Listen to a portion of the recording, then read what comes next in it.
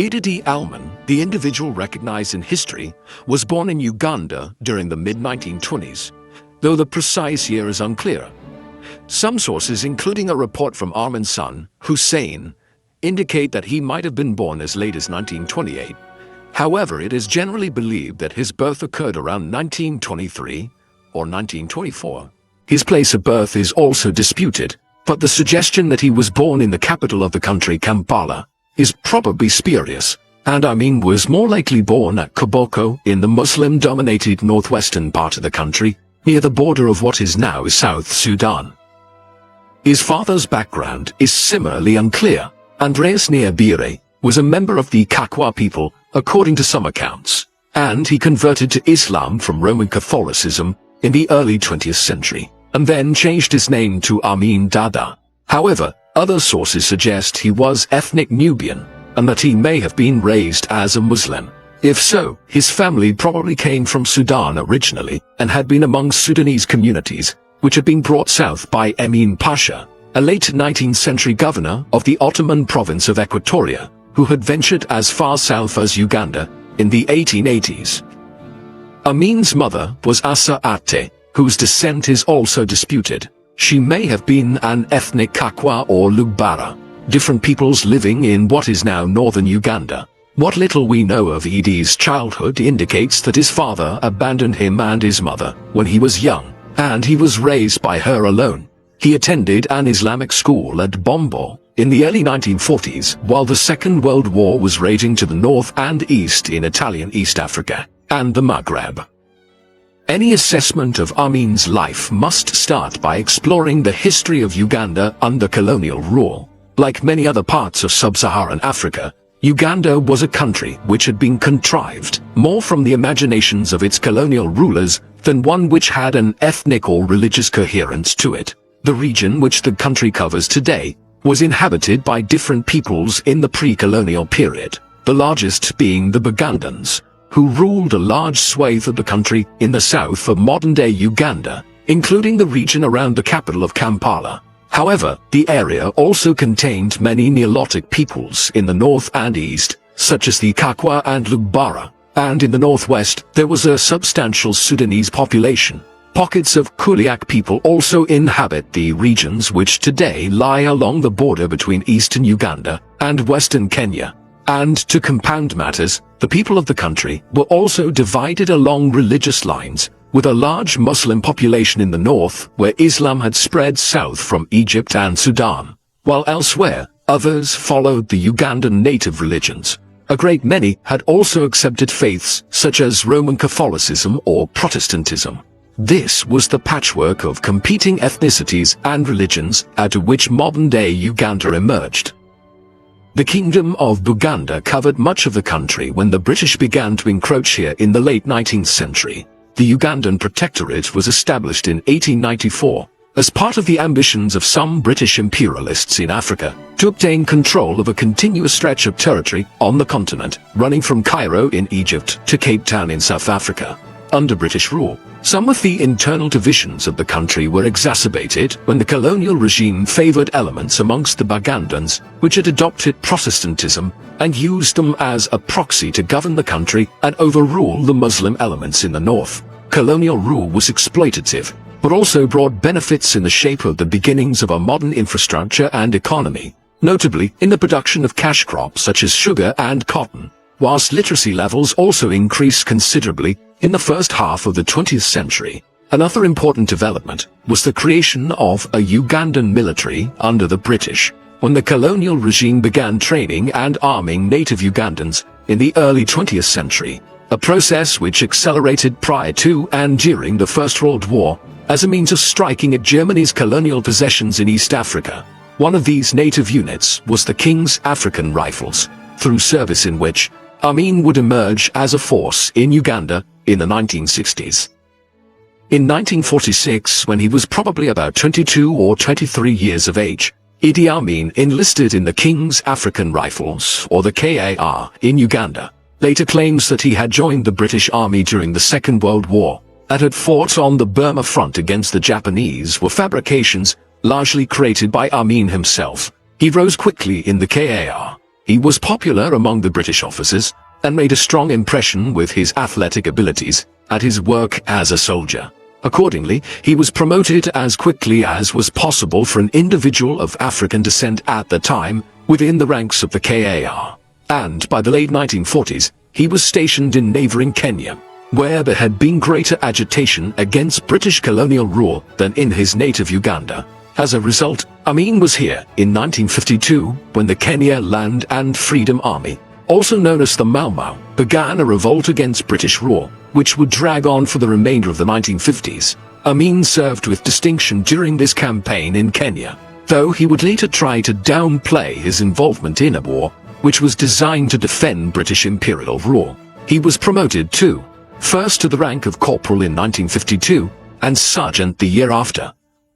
Throughout the 1950s, Amin continued to meet with some success. Ian Graham, Amin's commanding officer in the KAR, and a man who later wrote a memoir on his relationship with Uganda and the future dictator, subsequently claimed that Amin was one of the best soldiers and mid-ranking officers he ever commanded, and other officers agreed with this assessment. It was also during these years that he was sent to Europe for additional military training, and found himself stationed in Stirling in Scotland for some time.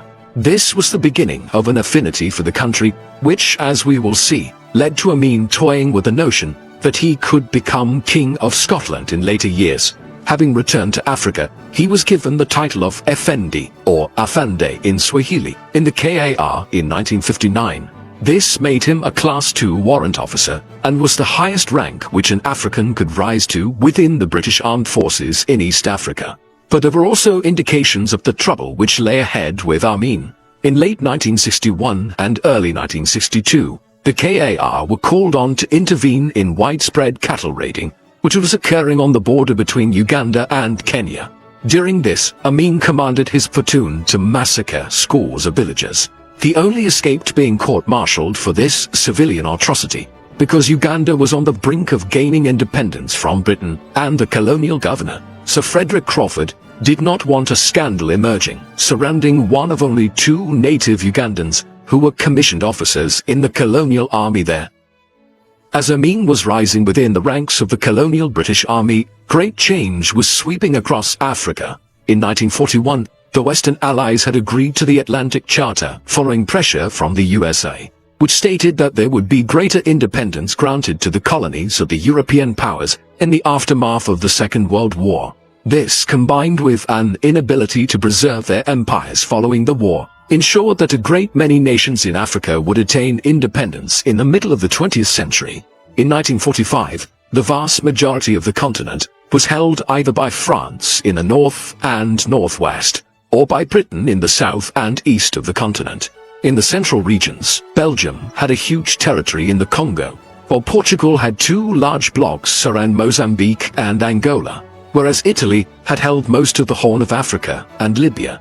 Little happened in the immediate aftermath of the war to grant independence to these extensive colonies, but by the 1950s the pressure to do so had become too great.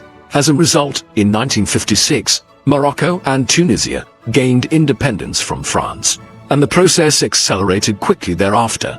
1960 in particular saw Cameroon, Senegal, Togo, Mali, Benin, Niger, the Ivory Coast, Burkina Faso, Chad, and Madagascar all gained their independence from France at roughly the same time that Belgium relinquished control of its colonies and created the countries of the Congo, Burundi, and Rwanda.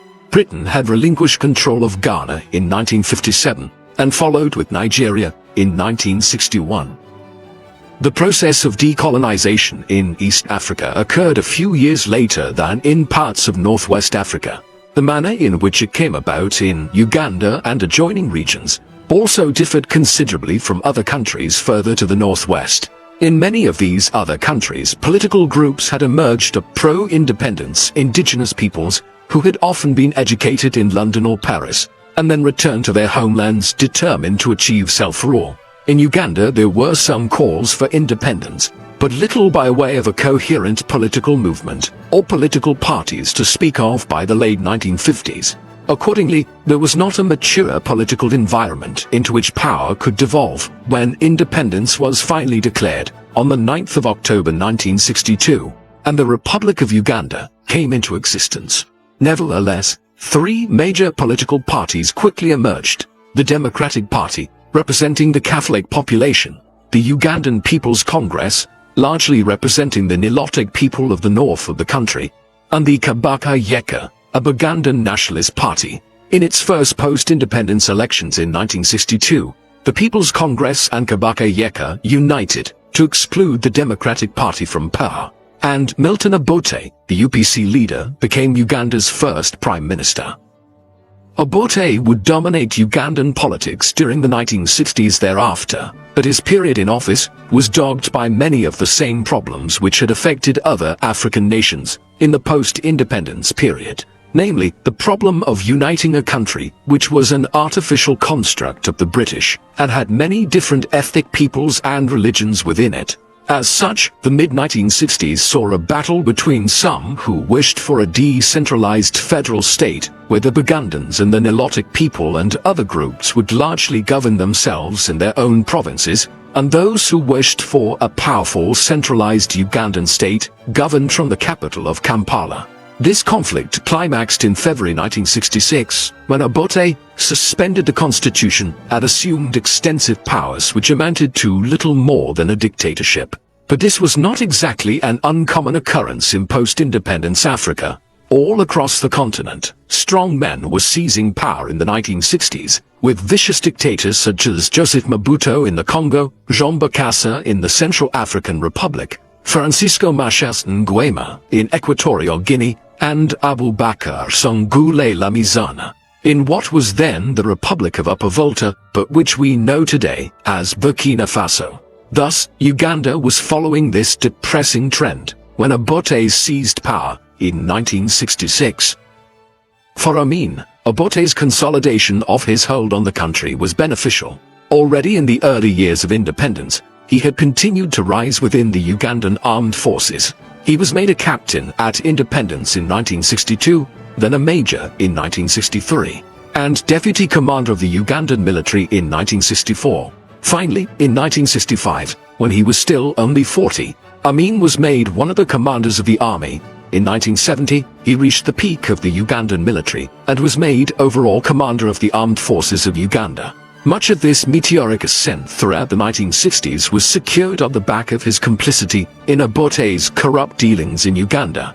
With the rise of the dictators across much of Africa during the period, had come the emergence of kleptocratic states, where the dictators and their followers effectively asset-stripped the resources of their countries to become immensely wealthy themselves. In the mid-1960s, Amin was aiding Obote in a gold and ivory smuggling operation between the Congo and Uganda. Some of this activity was intended to facilitate the arming of separatists and rebels within the Congo, but much of the proceeds were also purloined into the pockets of Obote, Amin and their accomplices. Discovery of Obote and Amin's smuggling activities in 1966 was central to Obote's decision to seize absolute power in Uganda that same year. By the late 1960s then, Idi Amin was one of the most powerful individuals in Uganda. Obote's regime became increasingly oppressive as it went on, particularly so following an attempted assassination of the dictator in 1969, one which failed, but which saw a further crackdown on any political or military dissent across the country. And as Obote's enforcer, Amin was central to these measures. However, despite his close associations with Obote, it now seems clear that Amin was conspiring throughout the late 1960s to seize power himself, or at least to consolidate his hold over the military. In particular, he was hiring extensive numbers of troops from the Kakwa and Nubi areas of northern Uganda bordering on Sudan. These were his own ethnic people and fellow Muslims. By filling the Ugandan military with soldiers and officers drawn from this area, Amin was consolidating his control of the army in advance of a possible seizure of power. Moreover, Amin was probably courting the support of Britain and Israel for such a move.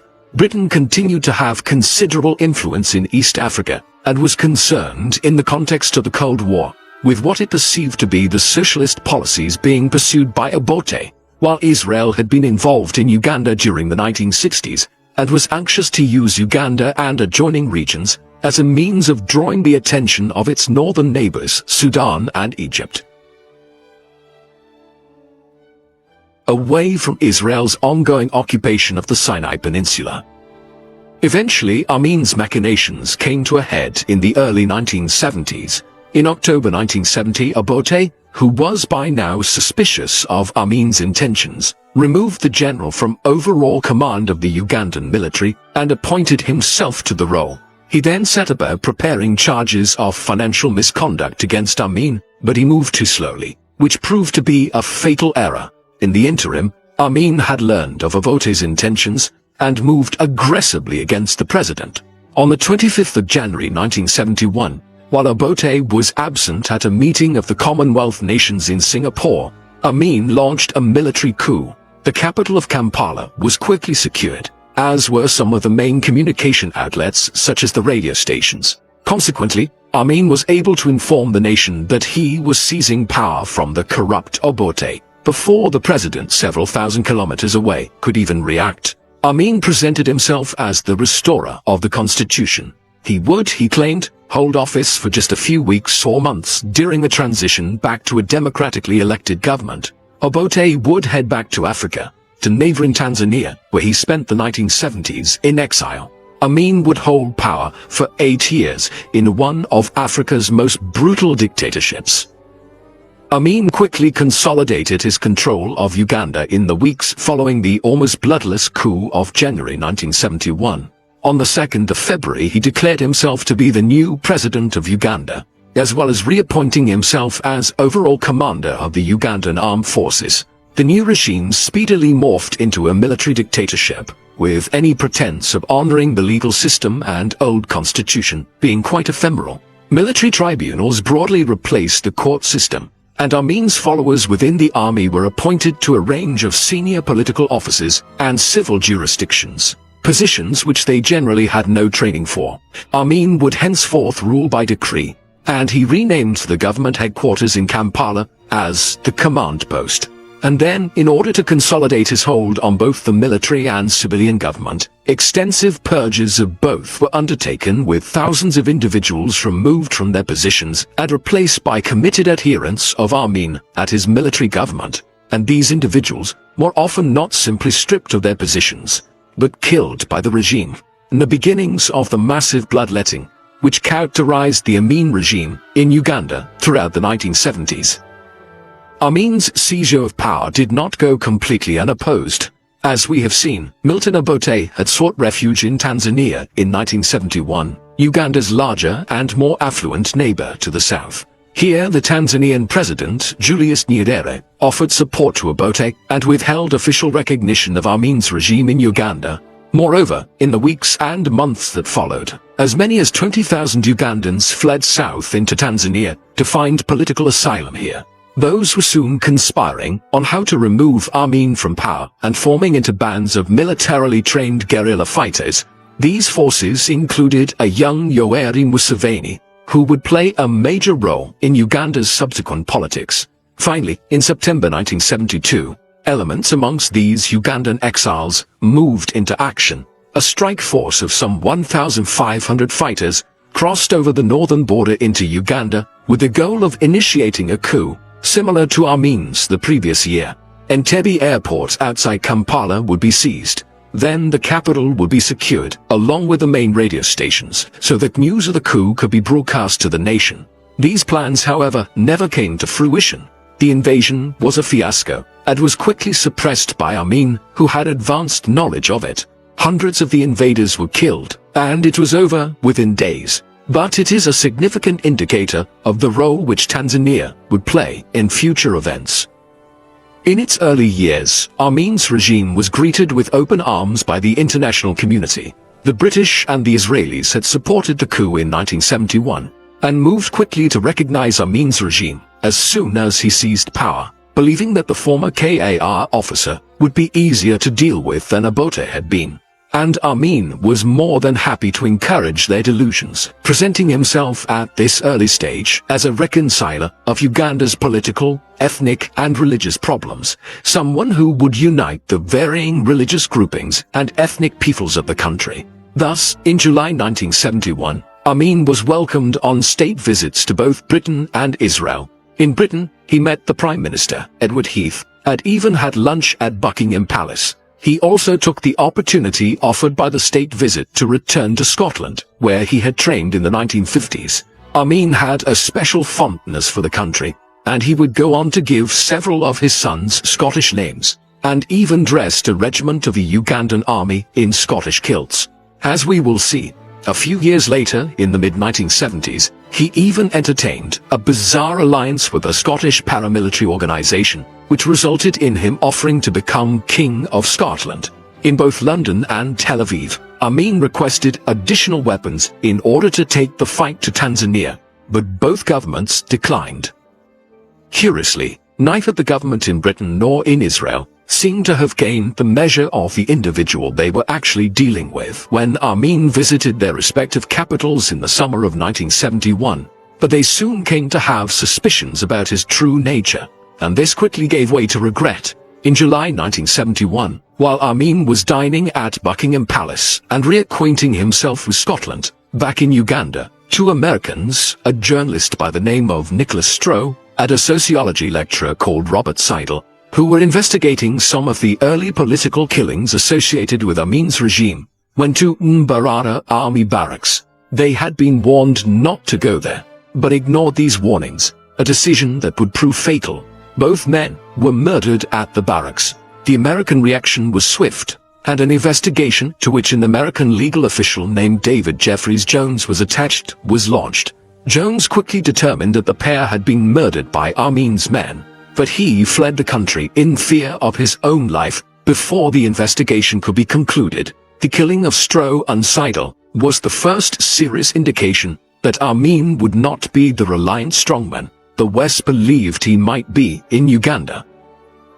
Other clearer signs of how problematic Amin might be were soon becoming apparent. Having had his request for additional arms and modern weaponry rebuffed by the governments in London and Tel Aviv, Amin next called on Colonel Muammar al-Gaddafi, the de facto dictator of Libya. Following his seizure of power in 1969, Gaddafi had established himself in opposition to the former colonial powers, expelling much of the Italian colonial community and seizing control of Western military bases, which had a strategic significance in the Cold War, as well as introducing elements of Islamic Sharia law. It was thus quite ominous to find Amin seeking an alliance with the Libyan leader. And when he visited Libya, Amin presented a fantastical view of his own country and of himself in order to acquire military support from Gaddafi. For instance, Amin depicted himself as a committed Muslim and appears to have convinced Gaddafi that as much as 70% of Uganda's people were Muslims, whereas the true number was in the range of about 6%, mostly found in the northwest of the country bordering Sudan. But Gaddafi was sold on Amin's claims, and the Ugandan brought his country into the Organization of Islamic States and promised to place limits on the religious freedoms of Christians back in Uganda in return for Gaddafi's weapons. Back in Uganda in 1972, the violence being unleashed by the Amin regime increased. It was aimed in particular at the Acholi and Lengo ethnic groups who opposed Amin's regime. By early 1972, at least 5,000 of these had disappeared, including soldiers, lawyers, students, religious leaders, and local political figures. Often bodies were found floating in the River Nile. At this stage, though, the international media was broadly unaware of what was occurring. One incident, however, gained widespread attention, and that was in January 1972 at Mutakula, near the Tanzanian border. But this had only been extensively reported because it had spilled over into Tanzania itself. Nevertheless, while the Western media and other countries' foreign services were quite ignorant of what was occurring in Uganda at this time, the bloodletting was ever increasing. Figures for the death toll and the number of displaced during Amin's dictatorship are notoriously difficult to determine with accuracy. But already by the summer of 1972, There were tens of thousands who had either been killed or forced to flee into exile in Tanzania or elsewhere, while religious and political persecution was growing steadily. It would only get worse in the years that followed. The action which first made Amin's regime notorious to the international media came in the autumn of 1972 and concerned the country's large community of ethnic Asian people. Indian and South Asian settlement in East Africa was long-standing and dated back at least as far as the 12th century. With the dawning of the first age of globalization in the second half of the 19th century, it increased dramatically, and by the end of the Second World War in 1945, there were well in excess of 500,000 Asians living in East Africa, many of them from India in particular. But it was not just that there was a large community of Asians in regions such as Kenya, Uganda, Tanzania and Mozambique, but the fact that this Asian spread into East Africa was perceived to play an overly large role in the economies of these regions. By the mid-20th century, Asians had established a dominant position in the trade and industrial activity of the region, such that 80 to 90% of commercial trade and industry in Uganda was in the hands of the Asian community here. For instance, it was recorded in 1948 that of 195 cotton ginneries or factories in Uganda, 183 were run by individuals of Indian descent, and this was reflected in the currency in use of the country. The banknotes of the East African shilling, a currency used by the British colonial government in the region between 1921 and 1969, had their values written in Gujarati, as well as Arabic and English. Not long after his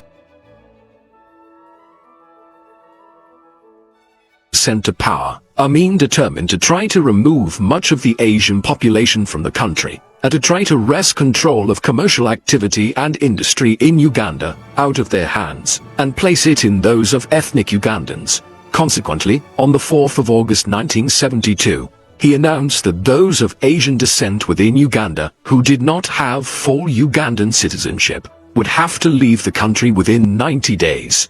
This now created a quandary for the British government, as it had promised at independence to give Asians living in the region British citizenship if they desired it. As such, a logical place for many of the tens of thousands of non-citizen Asians living in Uganda who had to leave the country to head to was Britain. Yet large sections of the British political establishment were concerned about the potential arrival of tens of thousands of refugees into Britain from Uganda. As a result, Edward Heath's government in London tried to dissuade Amin from his course of action and delay the expulsion order. As the deadline at the beginning of November 1972 neared, panic set in. Eventually, a United Nations emergency airlift was required at the 11th hour to bring 27,000 Ugandan refugees of Asian descent to Britain.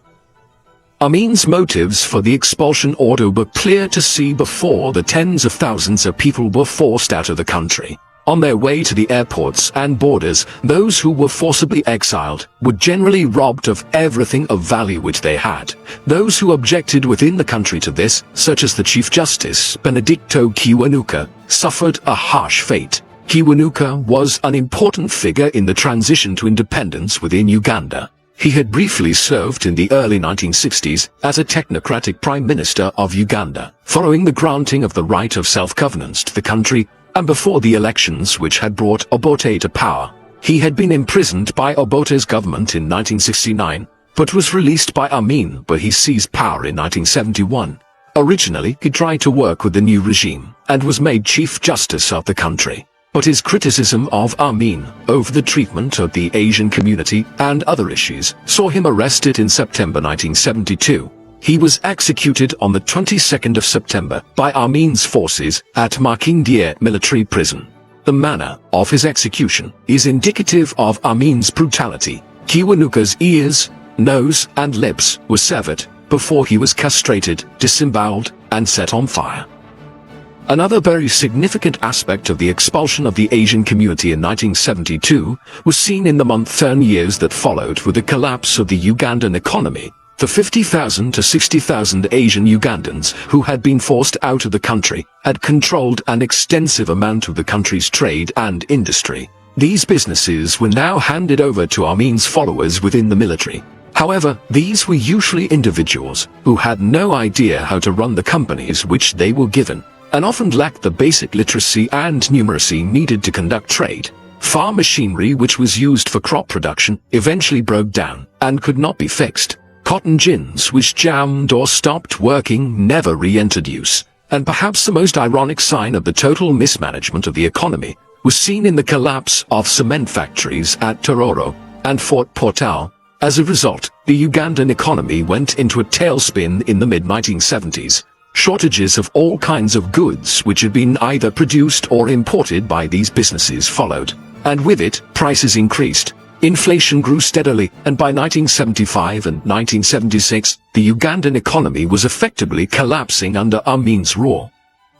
The years following the expulsion of Uganda's Asian community saw Amin striking an increasingly confrontational pose on the international stage. By the end of 1972, most Britons had left the country, and early in 1974, Amin succeeded in alienating London by expelling 14 members of the British High Commission, who had been installed as a kind of post-colonial oversight committee in Kampala, following the granting of independence in 1962. Despite this, and increasing sanctions directed against Amin's regime by Western countries, there was also a very strange situation in which planes were regularly flying out of Stansted Airport in London, carrying cargoes of luxury European goods for Amin and other senior members of his regime. The so-called Whiskey Run operated outside of any trade sanctions, which were meant to apply to Amin and his followers. And this was occurring at the same time that Amin was increasingly turning to Libya and the Soviet Union for assistance, while also denouncing continued Western support for the apartheid regime in South Africa and denouncing his other former ally, Israel, as a result of its involvement in the Arab-Israeli War of 1973. This diplomatic schism with the West came to a head in 1975, when Amin's regime hosted the summit of the Organization of African Unity in Kampala, with Amin serving as the summit's chairman.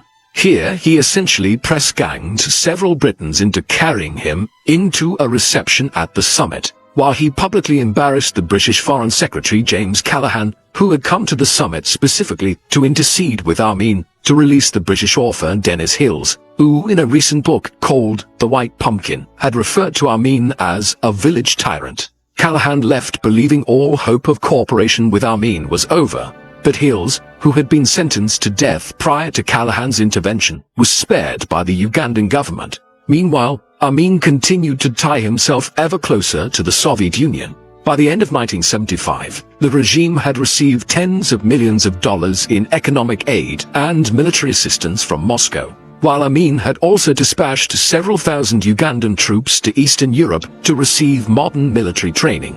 And for its part, the Soviet government was interested in courting Amin as a way of geographically offsetting British influence in Kenya and a perceived Chinese involvement in Tanzania. It was in the mid-1970s as well that Amin developed a connection with a paramilitary organization back in Scotland that has become the subject of books and even a film in recent years. At this time, the nascent Scottish National Liberation Army, a fringe paramilitary group in Scotland, which had begun a low-level terrorist campaign in their home country, involving posting letter bombs, contacted Amin, having clearly heard of his fondness for the country. Amin indicated some sympathy for their desire to acquire independence from Britain, even offering to become King of Scotland, should they need him to step in and perform the role, a proposal which would make him the first ruler of Scotland independent of Britain in nearly 400 years. This bizarre suggestion, while an interesting indicator of Amin's increasingly unhinged state of mind, was simply a footnote to his tenure as Ugandan dictator, despite its subsequent notoriety as a result of a book and film starring Forrest Whitaker and James McAvoy.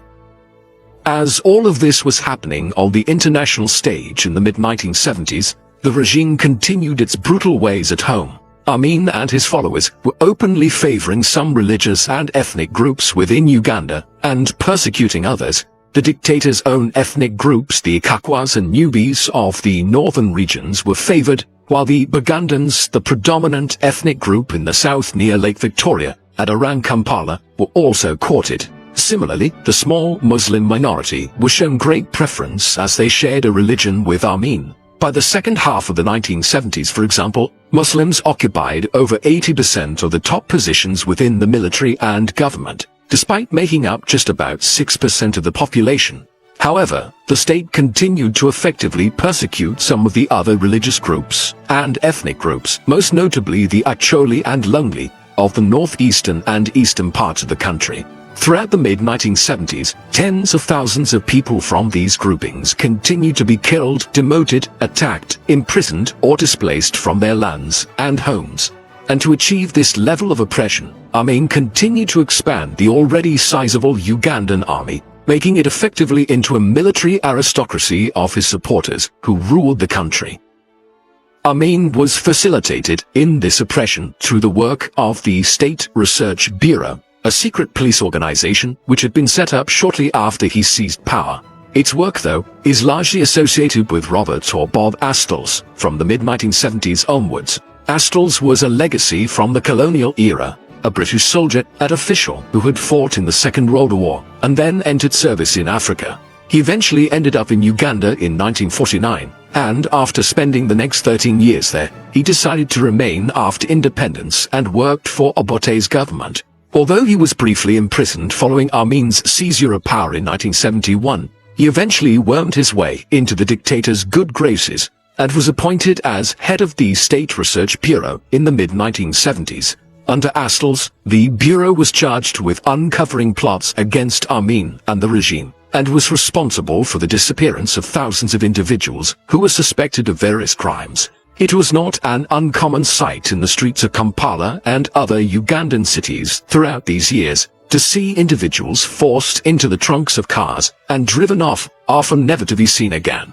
Amin seems to have trusted Astles as he became increasingly deranged and paranoid in the mid-1970s, as one of the few individuals whom he knew wasn't trying to overthrow him. Amin's own behavior and lifestyle was changing in the 1970s as he became increasingly unpredictable. The dictator was a polygamist who married at least 6 women in the 1960s and 1970s. He divorced 3 of these in 1974. 2 of whom died under mysterious circumstances in the months that followed. Then he married a 19-year-old go-go dancer called Sarah Kiolaba in a vast £2 million wedding in the summer of 1975, at which the Palestinian leader Yasser Arafat acted as his best man. In total, he sired as many as 50 children, and perhaps many more through numerous concubines. Many of these were variously raised at palaces and luxury houses, which Amin increasingly acquired across the country. Meanwhile, Amin, who had been athletic and a keen sportsman in his younger years, grew larger in size as he settled into his 50s. He was rabidly paranoid about conspiracies being launched against him, a not unjustifiable concern for an individual in his position. But this would often extend into bouts of sheer lunacy. Bob Astles later described being run by members of the government who believed he acted as a moderating influence on Amin when he was, quote, out of control. An issue which seems to have become a major factor affecting his personality and his actions as ruler of Uganda was that he had contracted syphilis in his younger years, and by the 1970s may have been suffering from partial dementia resulting from tertiary syphilis. This would perhaps explain some of the more bizarre behavior and the accusation of cannibalism which attached themselves to him towards the latter end of his dictatorship. In the late 1970s, an Israeli doctor who had served in Uganda sometime earlier had openly stated, "It's no secret that Amin is suffering from the advanced stages of syphilis, which has caused brain damage." Perhaps this also accounts for a telegram which Amin sent to Kurt Waldheim, the Secretary General of the United Nations at the time, praising the actions of the Nazi dictator of Germany Adolf Hitler, and seeming to suggest that the Holocaust had been carried out by setting people on fire with gas. Word of the message got out quickly to world leaders, and it was increasingly clear after this that Africa was dealing with a partial madman. Meanwhile, the praise Amin heaped on German actions in the Second World War damaged his relations with the Soviet Union, one of his last remaining backers economically and militarily. This was all compounded in 1976 in one of the most infamous incidents associated with Amin and his regime. On the 27th of June that summer, an Air France plane was hijacked on its way from Tel Aviv to Paris via Athens. It was diverted to Entebbe Airport outside Kampala, and it soon became clear to the international media that Amin was in league with the Palestinian terrorists and members of the US-German urban guerrilla movement, the Revolutionäre Zellen, which had orchestrated the hijacking. In the hours that followed, the non-Jewish passengers were released from the plane, and demands were now issued that dozens of Palestinian political prisoners being held in Israel were to be released. Otherwise, starting on the 1st of July, the kidnappers would begin executing the Jewish hostages. However, what followed was an incredible rescue operation, when Israeli commanders flew from Israel to Uganda, refueling in Nairobi and neighboring Kenya to free the hostages. The airport at Entebbe had been built by Israeli contractors years earlier, and they knew the exact layout. Consequently, on the night of the 4th of July, approximately 100 Israeli commanders managed to land in a surprise attack, freed nearly every single hostage, blew up most of the Ugandan Air Force's fighter planes which were stationed at Entebbe, and took off again out of Uganda, in a mission that lasted just 90 minutes. Amin was bewildered and enraged by what had happened when he awoke the next morning. Amin's role in facilitating the Palestinian hijacking of the Air France flights in the summer of 1976 was just one of the increasingly incendiary activities he was engaging in on the international stage in the second half of the 1970s. It was largely clear that the Kenyan government had facilitated the Israeli mission to free their citizens at Entebbe by allowing them to refuel in Nairobi. The Kenyan regime was no doubt antagonized by Amin's increasingly jingoistic attitude towards them. Back in 1902, the British had included a large portion of what was Western Kenya within the borders of the Protectorate of Uganda. These same lands were eventually returned to become part of Kenya when it was given independence. But, in the mid-1970s, Amin began pressing a largely baseless claim that this part of Western Kenya was actually Ugandan land, or part of a greater Uganda, and this would no doubt have encouraged the government in Nairobi to facilitate the Israeli rescue mission in July 1976. But it did have implications, as in the weeks following the Air France episode, Amin had hundreds or perhaps even thousands of ethnic Kenyans who were living in Uganda killed in reprisals. Throughout the mid-1970s, religious leaders across Uganda had become increasingly concerned about the divisive nature of the regime's approaches towards Uganda's Christians and its Muslim population. Amin had deliberately courted the Muslim population and oppressed some of the Christian churches. The Archbishop of the Church of Uganda, Janini Luwum, had been especially vocal about the need to cool religious tensions, and late in 1976 he chaired a conference of Anglican, Catholic and Muslim leaders. An agreement was reached at this meeting that all involved would work going forward to ease religious divisions within the country. But when Amin, who had not been informed of the gathering beforehand, learned of this, he had Luwum arrested on fabricated charges of having plotted an armed insurrection. Then on the 17th of February 1977, Luwum was effectively paraded before the international media. The following day, a statement was issued by Amin's regime that the Archbishop had been killed in a car accident. Yet no one was deceived, and reports since suggest that Amin even shot Luwum himself. The Archbishop was subsequently acclaimed as a martyr, and a further sign of how unstable Amin was, and how isolated his regime had become, followed when he was not invited to a meeting of the heads of the Commonwealth states shortly afterwards. Luwum and the other religious leaders' actions were indicative of the manner in which senior figures in Uganda were increasingly opposing Amin's regime. This extended into the ranks of his government. Already in 1975, Emmanuel Blayo Wakwewa, Amin's finance minister, had defected to Britain whilst on a visit to London. But more damaging still was the defection of the health minister Henry Kiemba in 1977.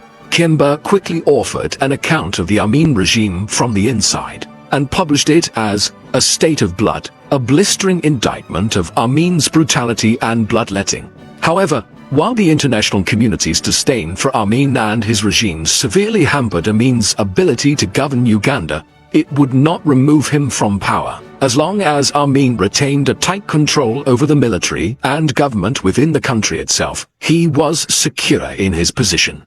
But, This was increasingly not the case. By late 1977, a split had developed within the Ugandan military between those who remained steadfastly loyal to Amin and those who favored the Vice President, General Mustafa Adjisi, over the madman that Amin seemed to now be. It was in awareness of Adjisi's growing strength and in an effort to shore up his own authority that Amin would enter in 1978 into a fatal conflict that would bring about the end of his regime. For years, relations between Amin's Uganda and Tanzania to the south had been strained, even hostile at times. It was here that Milton Obote had established himself in exile in 1971, and from here that the abortive invasion of Uganda was launched by some of his supporters in the autumn of 1972. And now, at the end of the 1970s, it became the source of Amin's final overthrow. In the late autumn of 1978, troops loyal to Adjisi had mutinied in southern Uganda near the Tanzanian border. When some fighting broke out here, Amin elected to effectively turn the engagement into a war with Tanzania, one which would shore up his support within Uganda and allow him to consolidate his control of the country. This decision may have been made half-heartedly when he realized he had lost control of some elements of the army on the southern border, and he wanted to take credit afterwards for their incursions into Tanzanian territory. In any event, the initial stages of the Uganda-Tanzania war went well for Amin. In the early winter, Ugandan forces entered in large numbers into northern Tanzania and occupied the region in such a way that, as 1978 was coming to an end, Amin was able to announce that he intended to annex the Kagera region of northern Tanzania. However, the situation would all change very quickly in 1979. In January 1979, the Tanzanian President Julius Nyerere began mobilizing the Tanzanian People's Defense Force with the goal of striking back north against Amin's armies. They were joined by a large contingent of Ugandans who were opposed to the Amin regime and who had been living in exile in Tanzania. As they moved north, Amin's forces started falling away in places and being defeated in others. Some units fled over the western border into the Congo. Gradually, the main bulk was forced back towards Kampala as winter gave way to the spring of 1979. Amin was now desperately seeking foreign aid, for despite appealing to Saudi Arabia and Saddam Hussein's Iraq, he only received minimal support from Gaddafi in Libya and the Palestinian Liberation Organization.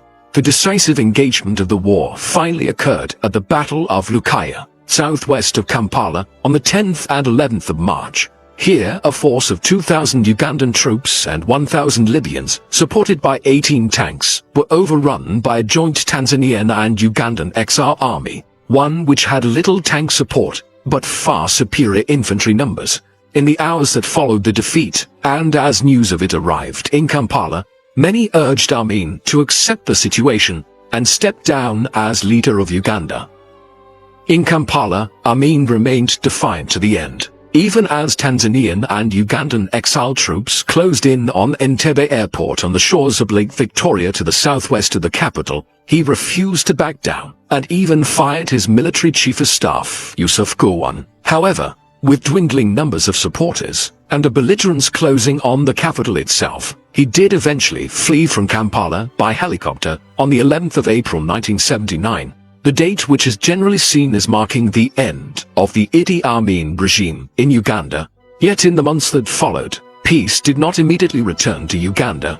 A loose civilian government was formed out of various interest groups, but it could not operate effectively, was seriously divided, and eventually a new military coup occurred in May 1980. This would lead in the short term to a military government, but unlike Amin in 1971, the interim military governor, Paula Mwanga, did pave the way for elections and a transition to civilian government towards the end of 1980. In these, none other than Milton Obote was returned as Uganda's new president. Milton Obote's return to power in the elections of 1980 did not, however, go unopposed. Many groups believed, perhaps not without substantial justification, that the elections had been rigged in favor of Obote's Ugandan People's Congress. As a result, as Obote took office for a new term as president, a guerrilla war between his government and those who did not recognize its legitimacy was beginning in Uganda. The so-called Ugandan Bush War would drag on for over 5 years between Obote's government and the guerrillas led by Yoweri Museveni. Eventually, as Museveni and his followers got the upper hand, Obote fled from Uganda in 1985.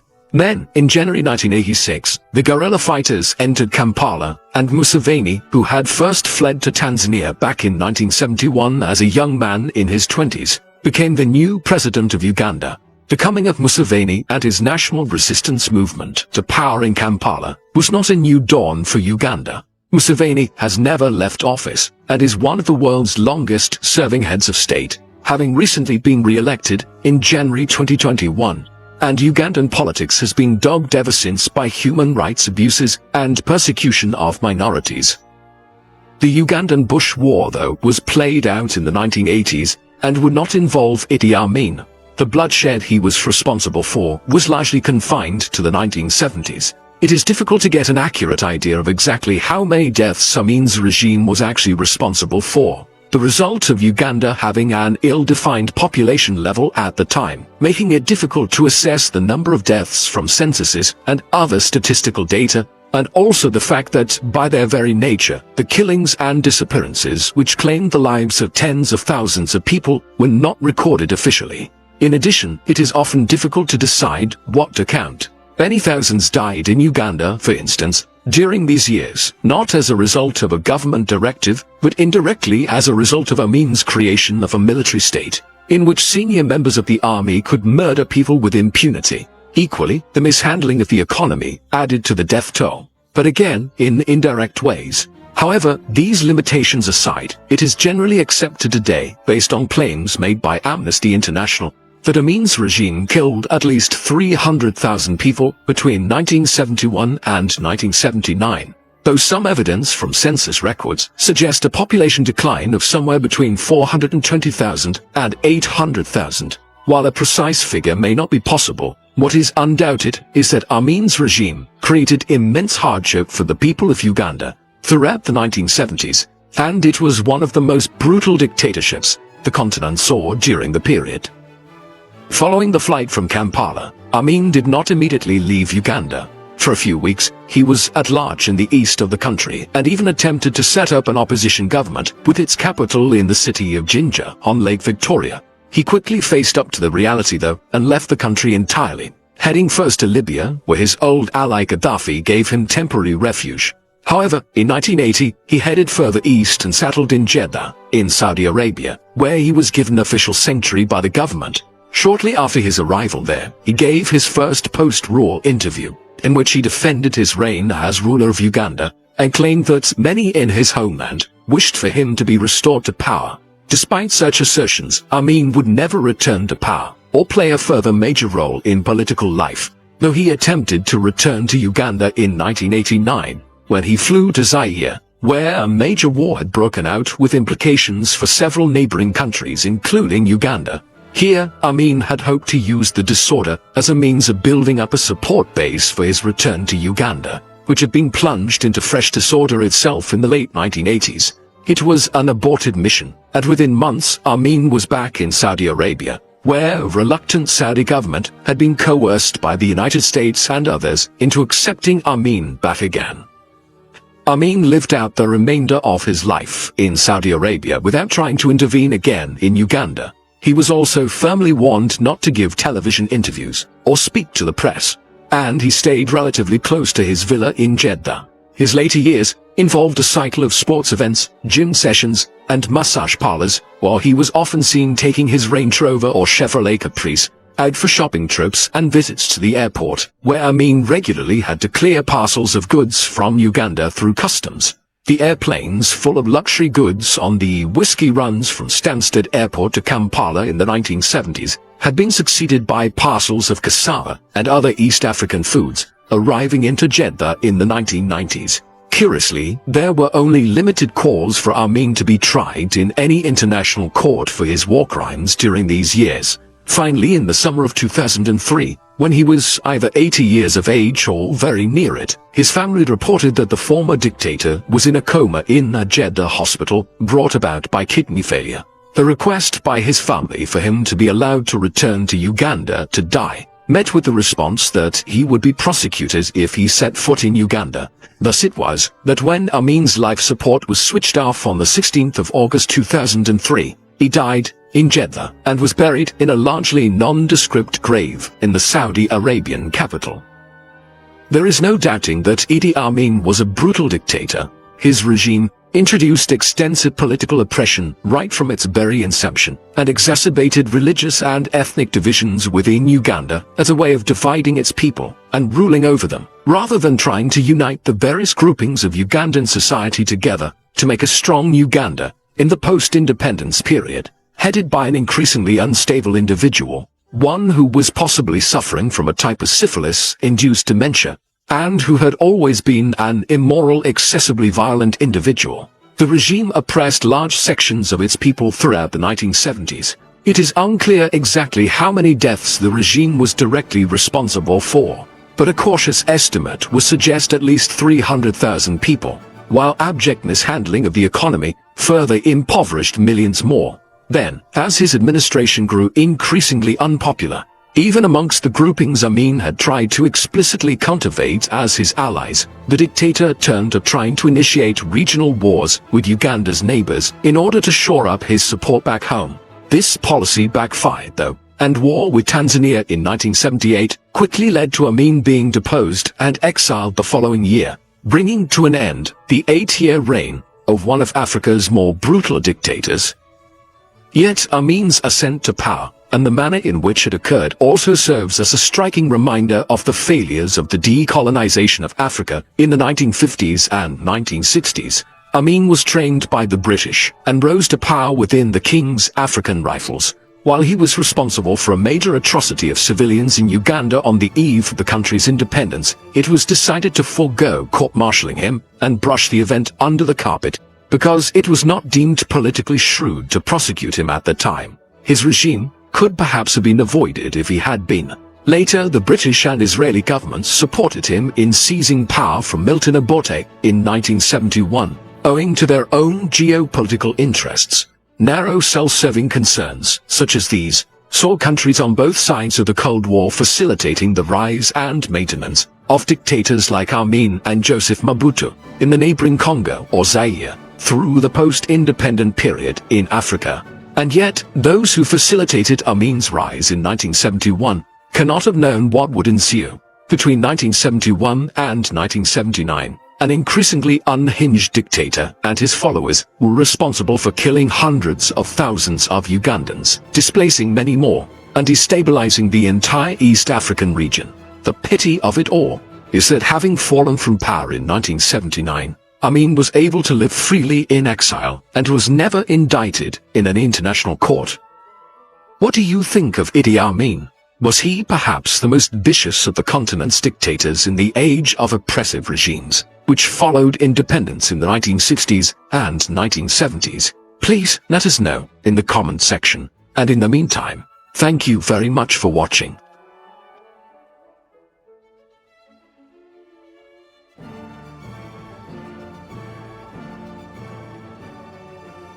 The man known to history as Joseph Désiré Mobutu was born on the 14th of October 1930 in Lisala, a city situated on the banks of the River Congo. His mother was Marie-Madeleine Yemo and would later be known as Mama Yemo. As a young woman already raising 2 children from a previous relationship, she was asked by her aunt, who was in a childless marriage with a local village chieftain, to join her husband's harem in accordance with a local tradition that gave the man the right to bring in a more fertile replacement. Unlike her barren relative, Yemo gave birth to twins, but when the newborns died after a short while, she suspected her aunt of witchcraft and fled to Lisala. There she met Alberic Gabemane, a cook working for a Belgian judge, with whom she fell in love, marrying him 2 months before Mobutu was born. Joseph would later become known as Mobutu Sese Seko Kuku Ungubendu Wazabanga, which translates to the all-powerful warrior who goes from conquest to conquest, leaving fire in his wake. He was part of the Ungabandi tribe, a small ethnic group which lived in one of the least accessible areas of Africa. a subsidiary branch of the River Congo, called Ubangi, that now straddles the border between the Democratic Republic of Congo and the Central African Republic. At the time of his birth in pre-independence Congo, the Ungabandi was seen as primitive and backwards by city dwellers, a stereotype that so embarrassed Mobutu, he would dedicate much of his energy to changing it. Over the course of his life, Mobutu had 2 wives and several mistresses.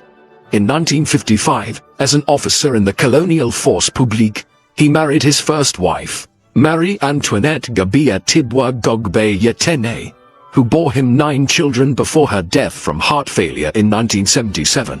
And then in 1980 he wed a former mistress, Bobby Ladawa, who gave birth to 4 of his children.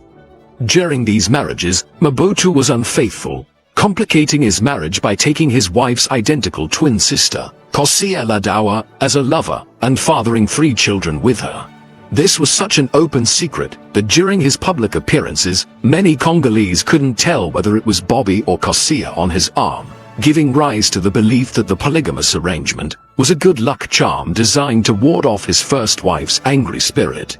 Aside from Kosia, Mobutu took several women married to high-ranking officials in his administration as paramours, producing with them an unknown number of offspring.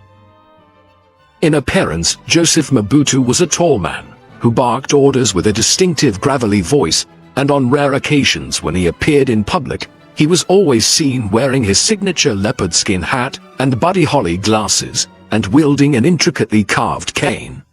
Referred to by European observers as the mild-mannered colonel, he was a leader of exceptional charisma, characteristics he took advantage of to manipulate those around him. Behind the charm, he was a calculating social chameleon, able to personally tailor his temperament, disposition and mannerisms to the individual or situation at hand, if it gave him a better chance of getting what he wanted.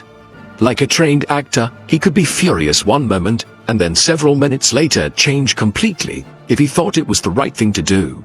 Combined with his incredible memory, which enabled him to recall the name, profession and tribal affiliation of anyone he had ever met, however brief the encounter, Mobutu's magnetism was a force of nature that allowed him unparalleled political power. Tempered with his assertive personality was a sardonic sense of humor that only sharpened as he aged. He was deeply narcissistic and at the apex of his powers insisted he be referred to as the leopard, a request that was reinforced by the distinctive roaring big cat printed on the country's banknotes. Towards the end of his reign, having driven Congo to ruin, the leopard became known as the dinosaur, in common parlance. At the time of Mobutu's birth in 1930, Congo was subject to the cruel and bloody rule of the Belgian government, who in 1908 had acquired the Central African territory from none other than their own monarch King Leopold II. From 1885 until the handover, the entire country had been the private property of the Belgian sovereign, who from the comfort of his Brussels palaces, presided over one of the most abusive colonial regimes on record. Leopold bled the country dry of its valuable rubber and other resources, using slavery which his officials framed as indenture. Harsh measures included hands being chopped off as punishment if the enslaved didn't meet their daily quotas. The Congolese fared no better under the thumb of the Belgian government, who continued the practice of forced labor and the large-scale exploitation of the populace. At the time of Mobutu's birth in 1930, Congo was experiencing a considerable upsurge in native resistance, with sporadic armed uprisings becoming an increasingly common occurrence. In contrast to most Congolese of the period though, Mobutu had a rather privileged start to his life when the wife of the Belgian judge his stepfather worked for took a shine to him. She treated him like her own child, holding his hand in public and teaching him how to read, write and speak French fluently, in an exceptionally uncommon arrangement for the time. This lasted until he was 8 years old, when the death of his stepfather forced the judge and his wife to release them from their service, initiating a turbulent period in which his family moved around the country, relying on the generosity of relatives to keep them sheltered and fed. Transitioning from childhood to adolescence, Mobutu became a working man, helping in the fields while at the same time attending various missionary schools, ran by Belgian priests. Here Mobutu's Christian faith was nurtured and strengthened. But like most others, his self-proclaimed belief in a single God did not stop him from believing in traditional African polytheism, illustrated by his later dependence on the advice of witch doctors. Mobutu's peripatetic existence finally came to a close when he settled down with his uncle in the modern-day town of Mbandaka, which was then a colonial administration center called Coquilletteville. In moving in with his uncle, he was following a time-worn African custom in which the children of rural relatives moved in with their family based in the city, who were then expected to pay for the upkeep and education of their young charges. More mouths to feed, however, meant a larger burden on already limited resources, and so life was quite tough for Mobutu, who grew used to a household of austerity and poverty, an experience that may partly explain his later tendency for excess and overindulgence. In his new home, he attended a school run by white priests, where, because of his above-average size and intellect, he excelled at sports and academics, regularly featuring as one of the top 3 performing students. In fact, later in life, to teach his children about the importance of working hard at school, Mobutu summoned his old teachers to the presidential yacht to show them his flawless school reports. Outside of the classroom though, and probably absent from the reports, he was known to be a troublemaker and joker that constantly stirred things up for the fun of it. One of his favorite activities was correcting the poor French of his Belgian teachers, whose mother tongue was Flemish, by standing up and pointing their error out to make his classmates burst with laughter, while another was to throw ink darts at his professors when their backs were turned to the blackboard. Because he was academically gifted, he was given leeway by his tutors. However, by 1949 their patience had run thin. For that year Mobutu rebelliously stowed himself aboard a boat, heading for what many saw as a den of iniquity known as Leopoldville, the capital of Belgian Congo, that is now known as Kinshasa. Enamored by a girl who gave him his first sexual experience, he skipped school for weeks. By the time Mobutu returned, he had already been formally expelled and enrolled in the Congolese army against his will for a minimum term of 7 years. On the other hand, rather than ruining his future prospects, being sent to the Force Publique turned out to be a godsend. For it was there that he met his stern but affectionate mentor, Sergeant Joseph Bobozo, who instilled in the recalcitrant youth the discipline he so sorely needed. Throughout his service, Mobutu continued his education, voraciously reading and studying when performing sentinel duty, and perusing every newspaper or university publication brought over by his Belgian superiors from Europe. Here he developed a lifelong habit of reading and discovering some of his favorite authors, which included Charles de Gaulle, Winston Churchill, and quite fittingly, Niccolò Machiavelli, whose 1532 treatise, The Prince, is widely regarded as an instruction manual for the budding autocrat. Encouraged by his bibliophilic tendencies, Mobutu switched his focus from accounting to journalism, landing his first job at a new pro-Belgian Congolese magazine, Actualité Africaine, where under a pseudonym, for members of the armed services could not express their political opinions, he began composing pieces discussing contemporary politics. Given the choice between continuing in the army or pursuing journalism, Mobutu chose the latter, and after a brief stint talent-spotting beautiful Congolese women for a raunchier section of the newspaper, he turned his hand to less frivolous matters as a political columnist, beginning in 1957. While working for Actualité Africaine, he was hired as an informer for the Belgian intelligence service. And in 1958, on the pretext that he was reporting on the Brussels World Fair, he was sent to Belgium on a very important assignment. He was to befriend Patrice Lumumba. In December 1958, Lumumba had become the figurehead of the Congo independence movement, when he made a famous speech demanding the Congo be granted self-determination to huge crowds in Kinshasa. In January 1959, capitalizing on his ascendant reputation, Lumumba went to Brussels to introduce himself to the Belgian political elite. It was there that he met Mobutu, and the two men quickly became very close, bonding over their animosity of the Belgians and their desire for a free and independent Congo. So impressed was Lumumba by his companion, who was 5 years his junior, that before long Mobutu had become his personal secretary. He was the ideal aide, engrossing himself into the task at hand by regularly getting up at 5 in the morning and working until 10 p.m. in a job that allowed him to remain in the shadows while also wielding considerable influence. Further outbreaks of civil unrest in Congo between September and December 1959 resulted in the arrest of Lumumba, in combination with general calls for European nations to decolonize, forced the Belgians to negotiate the independence of Congo in Brussels at the Round Table Conference in January 1960. Lumumba was released from jail to participate in talks that lasted from the 20th of January to the 20th of February, which resulted in the independence of Congo on the 30th of June 1960, and the installation of Lumumba as Prime Minister and head of government, while his rival, Joseph Kasavubu, was made ceremonial head of state. The nascent nation, however, was soon dealing with a number of crises. The first, happening within a week of independence, was a general mutiny of the army, which was still being operated and administered by Belgian officers. Believing they were being denied the fruits of independence, the Congolese military took matters into their own hands, demanding salary increases, promotions, and the expulsion of colonial officers from the 4th of July. Ignoring well-founded rumors that he was a Belgian agent, Mobutu was appointed as the army chief of staff, in one of Patrice Lumumba's greatest blunders. By sheer force of personality, and on multiple occasions at the risk of his own life, Mobutu was able to persuade the mutineers to stay in their barracks, often standing up in front of drunk, pugnacious soldiers with a calm and collected voice as they pointed guns at him and threatened to shoot him. In one of his most impressive interventions, he proved so persuasive that the disaffected lined up so he could take their guns away from them one by one. Congo was plunged into deeper turmoil on the 10th of July and the 11th of July, when, in collaboration with Moise Tshombe and his secessionist Konokath party, the Belgians militarily intervened on the grounds that they were ensuring the safety and well-being of European settlers, which proved little more than a pretext for an invasion of the wealthy copper region of Katanga.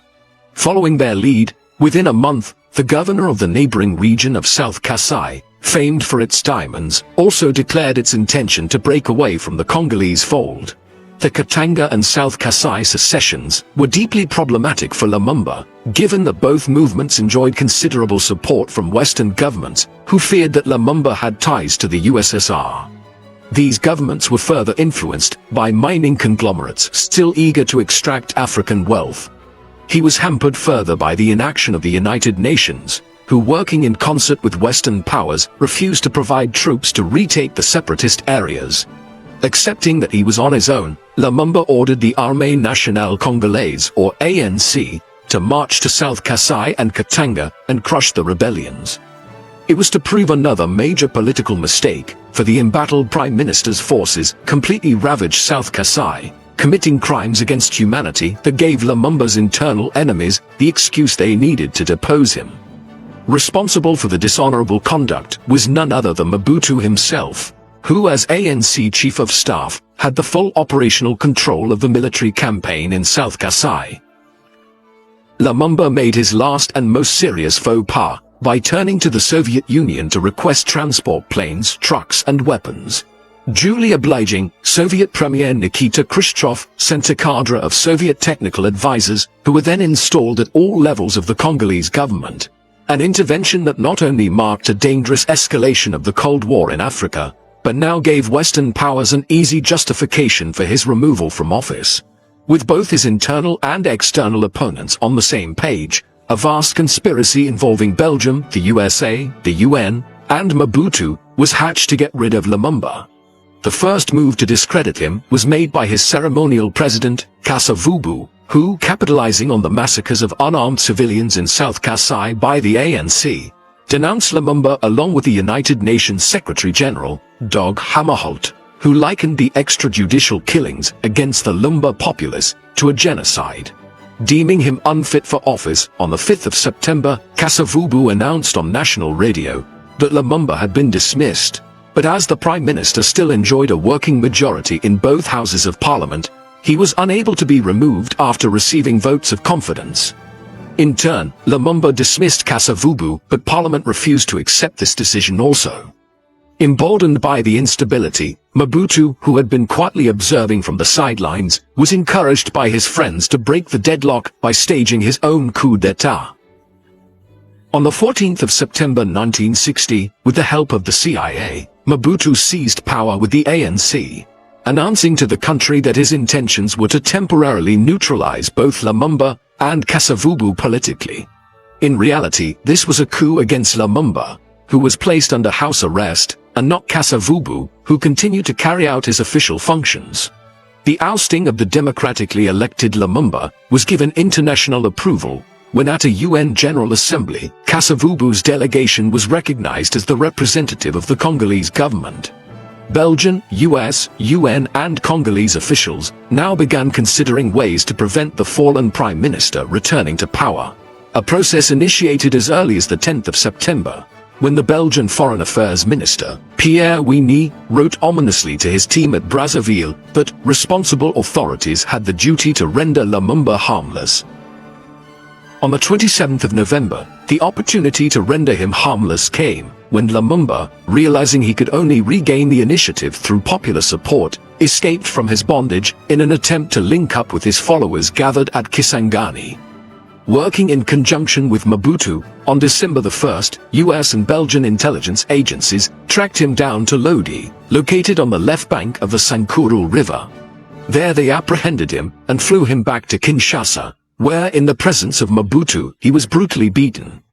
He was then transferred to the armored brigade camp at Mbanza Ngungu, in the Lower Congo. But even behind bars, he remained dangerously influential, as by January 1961, legions of his supporters in Kisangani had begun expanding control and authority in the eastern part of the country, fanning fears of a pro-Lumumba counter-coup.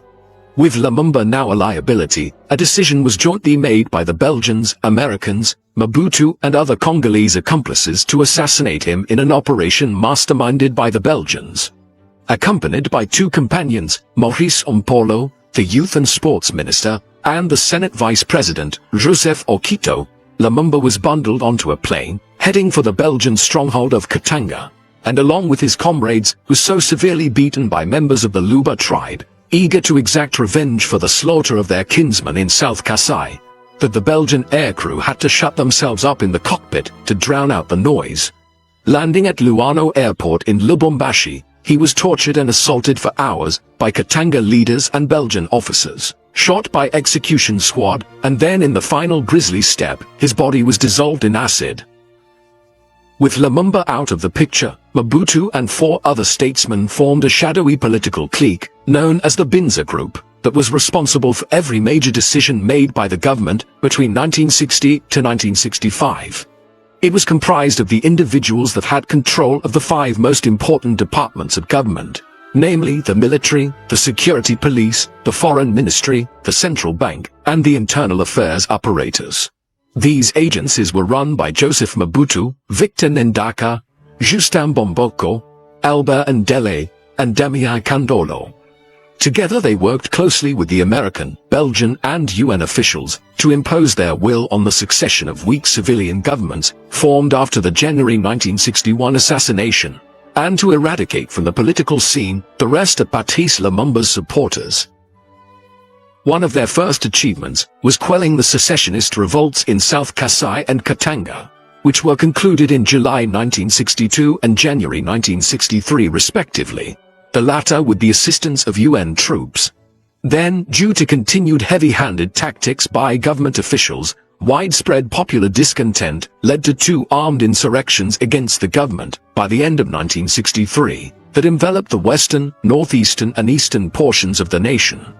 The first uprisings, which centered around the west and northeast, were coordinated by Pierre Mulele, the first prominent Lumumbist to return to Congo, after having spent the last 15 months training in revolutionary guerrilla warfare in the People's Republic of China. In the opening stages, Mulele scored a dramatic victory against Mobutu and the Binza Group by successfully seizing a large segment of Kwilu province, during which he was celebrated for killing an army colonel and commander. Legendary among his compatriots, Mulele became so popular among the revolutionary fighters that it was commonly believed he had invented a magic formula that transformed bullets into water. However, unable to expand his territorial gains, the revolution lost its urgency, with Mulele and his commanders making little progress in the Kwilu bush over the next 5 years. In August 1968, having gone to Brazzaville in the Republic of Congo for medical treatment, he was lured back to Kinshasa by the Binza group on false promises of reconciliation. When he arrived on the 8th of October 1968, he was immediately apprehended and murdered in a horrifying display of brutality, which was a glimpse of the horrors Mobutu was capable of. Later on, when he had consolidated his hold on the country, Mobutu became more subtle with his methods, preferring to bribe his enemies into submission. The second revolt, headed by pro-Lumumbist Christopher Gabenye, was different to the Mulele uprising, in that the main tactic was to use large-scale military offenses to capture key towns and cities, rather than to wage a protracted guerrilla war in the countryside. Like Mulele's, at first Gabenye's insurgency, mainly carried out by drug-addled gangs of youths, calling themselves the Simbas, was extremely successful because it was able to secure large swathes of land covering more than the entire eastern half of the Congo.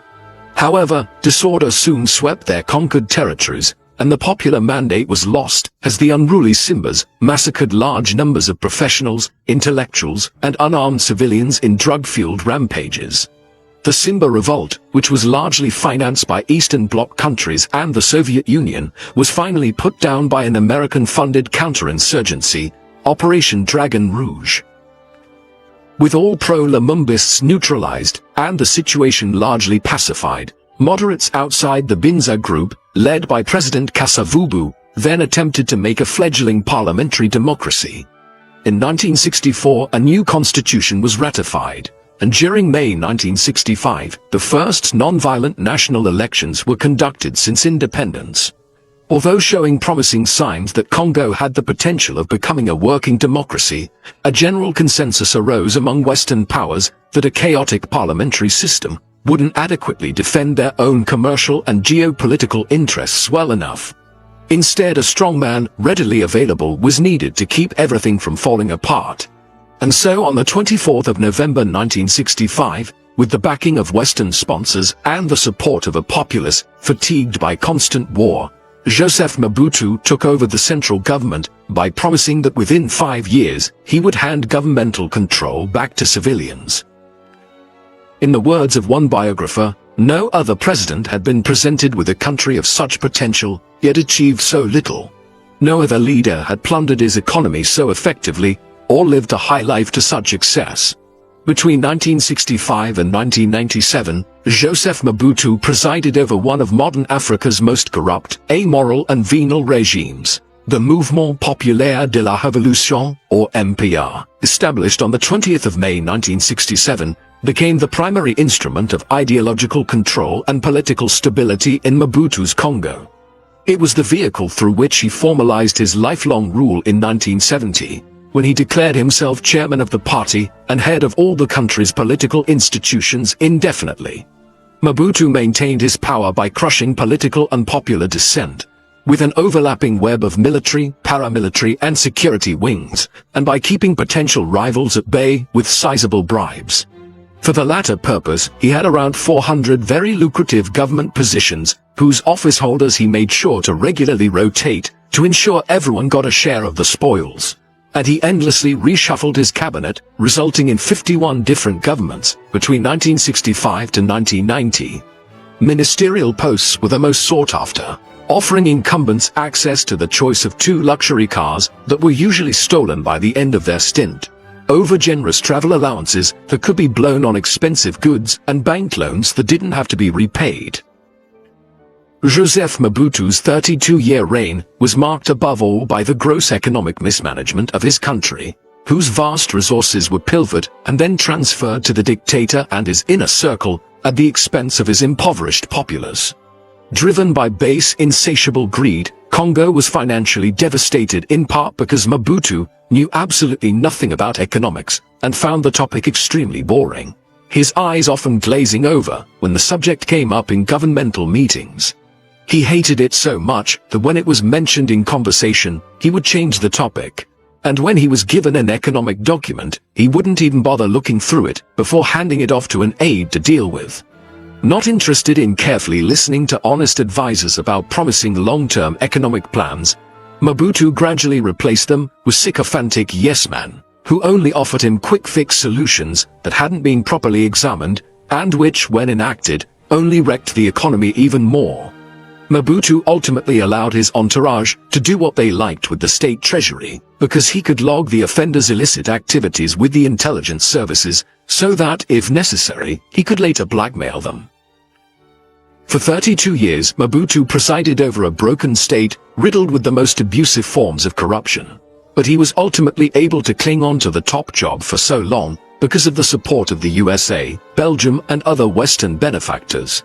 For the USA, whose main Cold War directive was to combat communist ideology wherever it developed, he was viewed as the strongman that Congo needed to stay together, so that it, and indeed the whole of Central Africa, could more effectively fight off the advances of communism. For the Belgians as well as the Americans, maintaining a cooperative relationship with Congo was good press, because it reinforced their own credibility as reliable international partners. The product of 5 years of political crisis, Mobutu inherited a nation mired in economic turmoil, in which gross domestic product, commercialized production, and agricultural exports had fallen off a cliff. His biggest obstacle was dealing with the results of an unfair treaty with Belgium, who on the eve of independence had not only dumped much of their external debt onto Congo, but who had stolen many of the assets that rightfully belonged to Congo by forcing them to legally transfer the state investment portfolio over to them. This put Mobutu, who was backed by Belgian patrons, in an awkward position, necessitating a strategy in which he served his puppet master's interests, while at the same time adopting an antagonistic public stance against them. To challenge Belgian economic hegemony, Mobutu passed the 1966 Bakajika Law, which decreed that the state rightfully owned all land and mineral deposits, following this up in January 1967 with the nationalization of Congo's biggest mining company, UMHK, which was rechristened Idi Amin. On the other hand, following Belgium's imposition of a copper embargo and economic sanctions, the agreement was altered so that a sister company of the UMHK was granted management, processing and marketing contracts, resulting in the strengthening of Belgium's hold, and illustrating that despite his anti-Western rhetoric, the unprincipled Mobutu was perfectly happy to collaborate with them when necessary. Between 1968 and 1972, the only period of economic growth in his entire reign, stimulated by political stability and a hike in international copper demand as a result of the Vietnam War, it was mainly the Congolese gentry who reaped the rewards. Over this period, the Mobutu administration mainly invested in mining and manufacturing, while allocating disproportionately smaller funds to the sectors that would help normal Congolese the most, namely agriculture, transportation, health and education. The economic upturn coincided with Mobutu's first major national project, which took the form of an authenticity campaign, designed to reunify the nation after the divisive 1960s. Launched in 1971, Congo was renamed Zaire, a word that derived from the Kikongo word for the Congo River, in line with Mobutu's vision of a modern and united Congo that would be built around a framework of ancestral and spiritual values, as opposed to the Western materialism model that had been imposed on the country for the majority of its modern history. A new currency, also called Zaire, was introduced. The flag and national anthem were changed, the statues of Belgian monarchs were toppled, Belgian roads, buildings and cities were given African names, and formal greetings such as Madame and Monsieur were substituted with citoyen and citoyenne. The sweeping reforms even applied to the sartorial realm, where the European suit was banned in favor of a high-collared jacket personally designed by the autocrat, and provocative Western clothing such as the miniskirt was replaced with traditional African dresses. He resorted to spectacle to achieve his aims, most notably in 1974, when Kinshasa hosted the Rumble in the Jungle world heavyweight boxing match between George Foreman and Muhammad Ali, an international Black Pride event Mobutu hoped would translate into an uptick in national pride. Alongside the measures, Mobutu made moves to place himself right at the ideological heart of the unifying doctrine of authenticity through a process akin to self-deification. As Zaire germinated, so too did an extravagant personality cult that began referring to him as the guide, the helmsman, father of the nation, and founding president, with some officials even comparing him to the Messiah. Like an omnipotent being, his face was plastered on every newspaper, and at the beginning of the daily television news broadcast, his features would emerge godlike from a nimbus of clouds. Despite his best attempts, however, Mobutu's personality cult never caught on, being largely met by the masses, well acquainted with state propaganda from the colonial era, with indifference and apathy. In contrast, the ancillary economic campaign, known as Zairianization, had a much longer-lasting and devastating effect on society. In 1973, Mobutu announced that all foreign-owned farms, plantations and commercial enterprises were to be turned over to the state, with departing businessmen compensated. Setting out no guidelines for division of spoils, a mad scramble for the best assets and properties was set in motion, resulting in the redistribution of thousands of businesses totaling over $1 billion among the Zairian elite, in the most comprehensive nationalization ever seen in Africa. By the end, Mobutu had seized 14 plantations, merging them together in a conglomerate that had over 25,000 employees to make it the third biggest employer in the country. With the stolen revenues, he greatly expanded his property portfolio, buying 9 residences in upmarket districts of Brussels, a $5.2 million villa in France, a $2.3 million estate in Portugal, an enormous apartment in Paris, conveniently located next to the furrier, who crafted his signature leopard skin hats, and various properties in Cape Town, Madrid, Marrakesh, Abidjan and Dakar. He also built an extravagant palace for himself at his home village of Gadabolite, a presidential villa in almost every town and city, and multiple accommodations in Kinshasa, including a hillside mansion with a private zoo. As for the rest of his henchmen, he made sure that all the ethnic groups he counted on for support received their fair due. Instead of operating their acquired businesses in the sensible manner, the Congolese elite, unfamiliar with how to run an efficient organization, and not interested in doing so, squeezed them for every drop of cash. To paraphrase one contemporary, they were giving cattle herds to people who couldn't tell a bull from a cow. Ordinary Congolese citizens could only watch on in horror as businesses closed, prices skyrocketed, stock was emptied and sold, and jobs were doled out on nepotistic lines. Most of the revenue was pocketed by the new owners, who spent their proceeds on luxury items, illustrated by the fact that imports of Mercedes-Benz hit an all-time African record just 1 year after Zairianization. The result of this state-sponsored banditry, and the funneling off of most of its resources out of the country, was that very little was left to spend on important sectors such as infrastructure, health and education, which deteriorated so rapidly that by 1975, living standards began to gradually decline, while thousands of children every year continued to die from preventable and easily curable diseases, like malaria, measles and dysentery. Rampant crime spread across the nation, and in one instance, in a slip made during a live television broadcast, Mobutu could be heard telling employees to go ahead and steal as long as you don't take too much. The immediate effects on the economy, which had been growing at an average of 7% a year before Zairianization, were devastating. And from 1974, the economy began a slow, steady decline that it never recovered from. Mobutu had also picked the worst time to financially ravage his nation, as global prices for copper, one of Congo's most profitable exports, fell by 2/3, while concomitantly, oil prices nearly quadrupled. Realizing the Pandora's box he had opened, Mobutu desperately tried to appeal to former owners by paying them some compensation and offering them majority shares. But no one was willing to invest. The blow to Mobutu's credentials as a leader, as a result of Zairianization, was so catastrophic that he would never again try to coat his regime with an ideological sheen.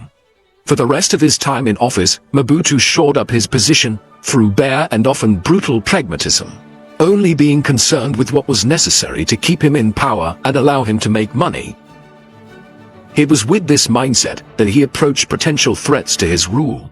The first being a student-led democracy movement called Union Générale des Étudiants Congolais, or UGEC. During his first few years as president, Mobutu initially got along well with the student populace, but the cordial relationship began to sour following a UGEC proclamation in October 1966, in which representatives unanimously agreed that Congo should be transformed into a socialist state, organized around the principles of democratic centralism. An uneasy peace was maintained until January 1968, when UGEC leaders and members staged a number of protests in Kinshasa, in response to the state visit of U.S. Vice President Hubert H. Humphrey, and his decision to go to the monument of Patrice Lumumba, whose murder his country had been complicit in.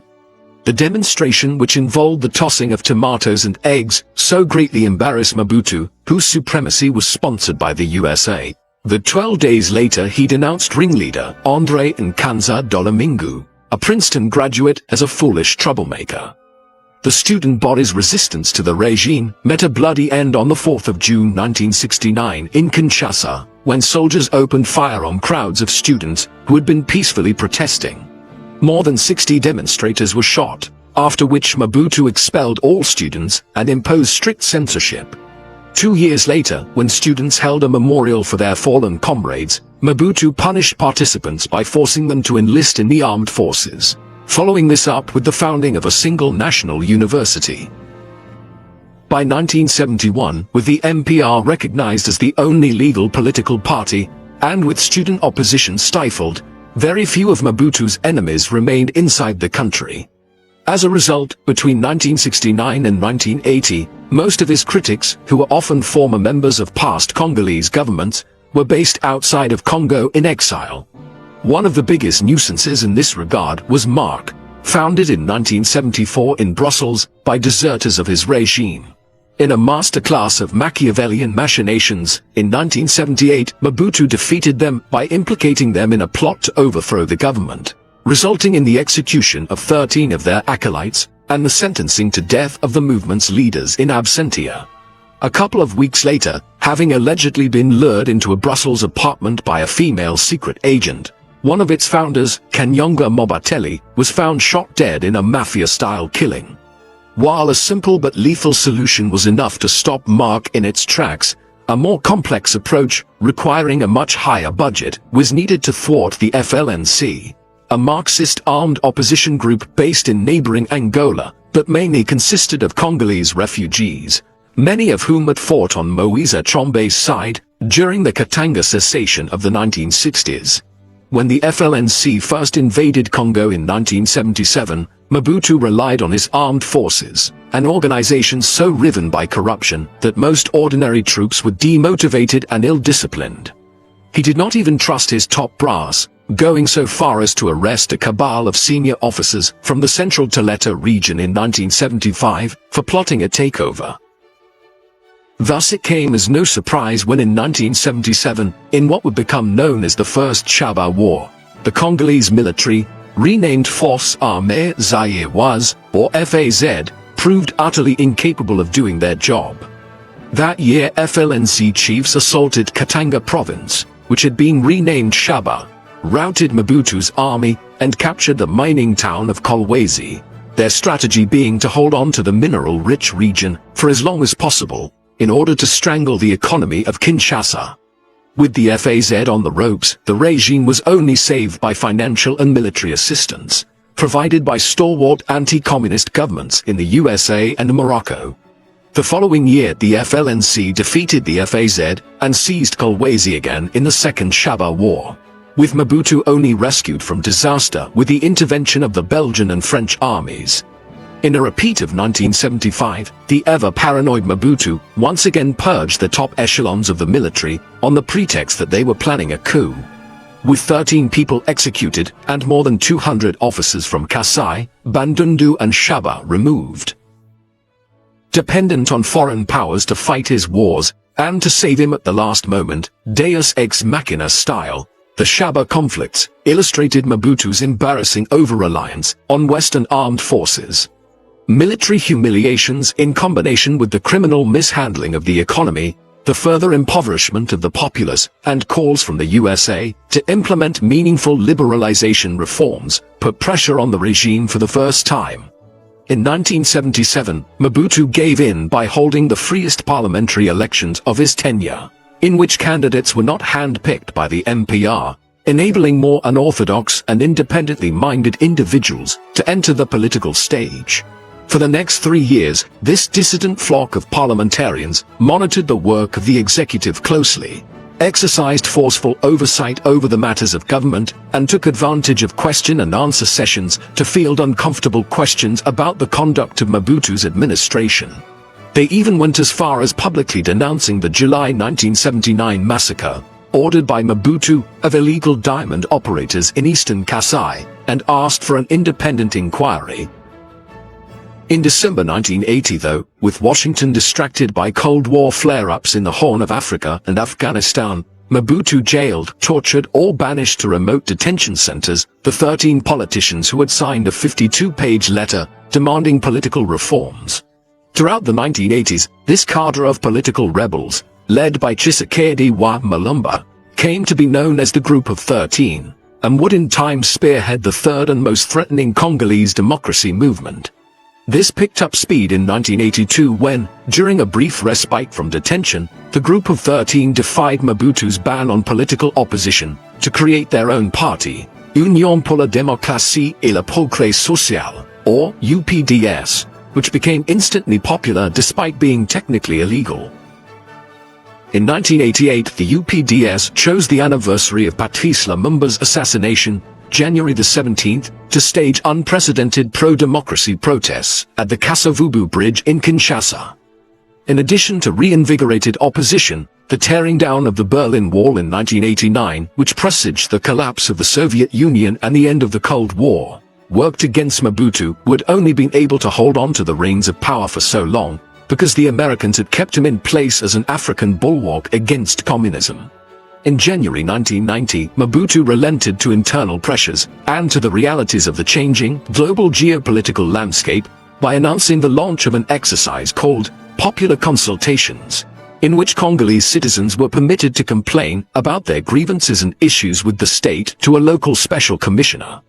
The mood of the general public became apparent during the question and answer sessions, during which many boldly told Mobutu to his face that he was entirely responsible for the country's woes, showing that the populace no longer feared him.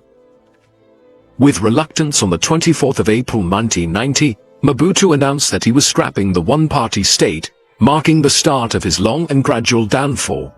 The most prominent pro-democracy parties to emerge in this period was the Union Sacrée, or Sacred Union, a combination of the 5 leading opposition groups, yet only 2 of the 5, the UPDS of Tshisekedi wa Mulumba and the Parti Lumumbiste Unifié, or PDSC, were genuine in their pro-democracy stance, while the other 3, the UFERI, UDI and FNC, were pro-Mobutu parties in disguise. Taking advantage of the massive profusion of new parties, the placement of the loyalist UFERI, UDI and FNC within the Sacred Union was part of a larger strategy involving the setup of fake opposition parties to dilute the support of the real opposition. With 204 parties having been created by July 1991, however, even Mobutu could not turn back the tide.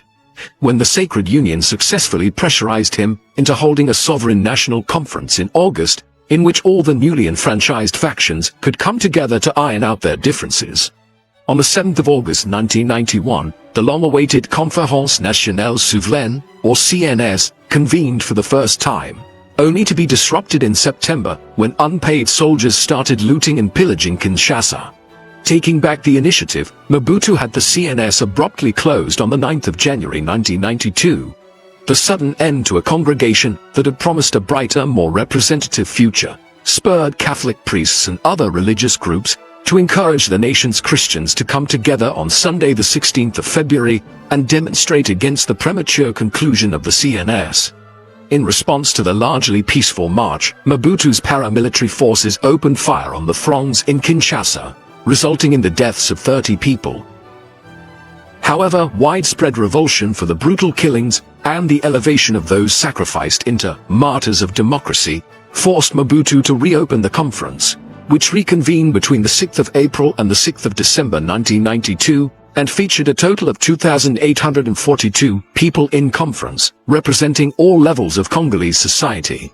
Their principal aim was to take stock of Congo's history since independence, in order to better understand how the country had fallen into its wretched state.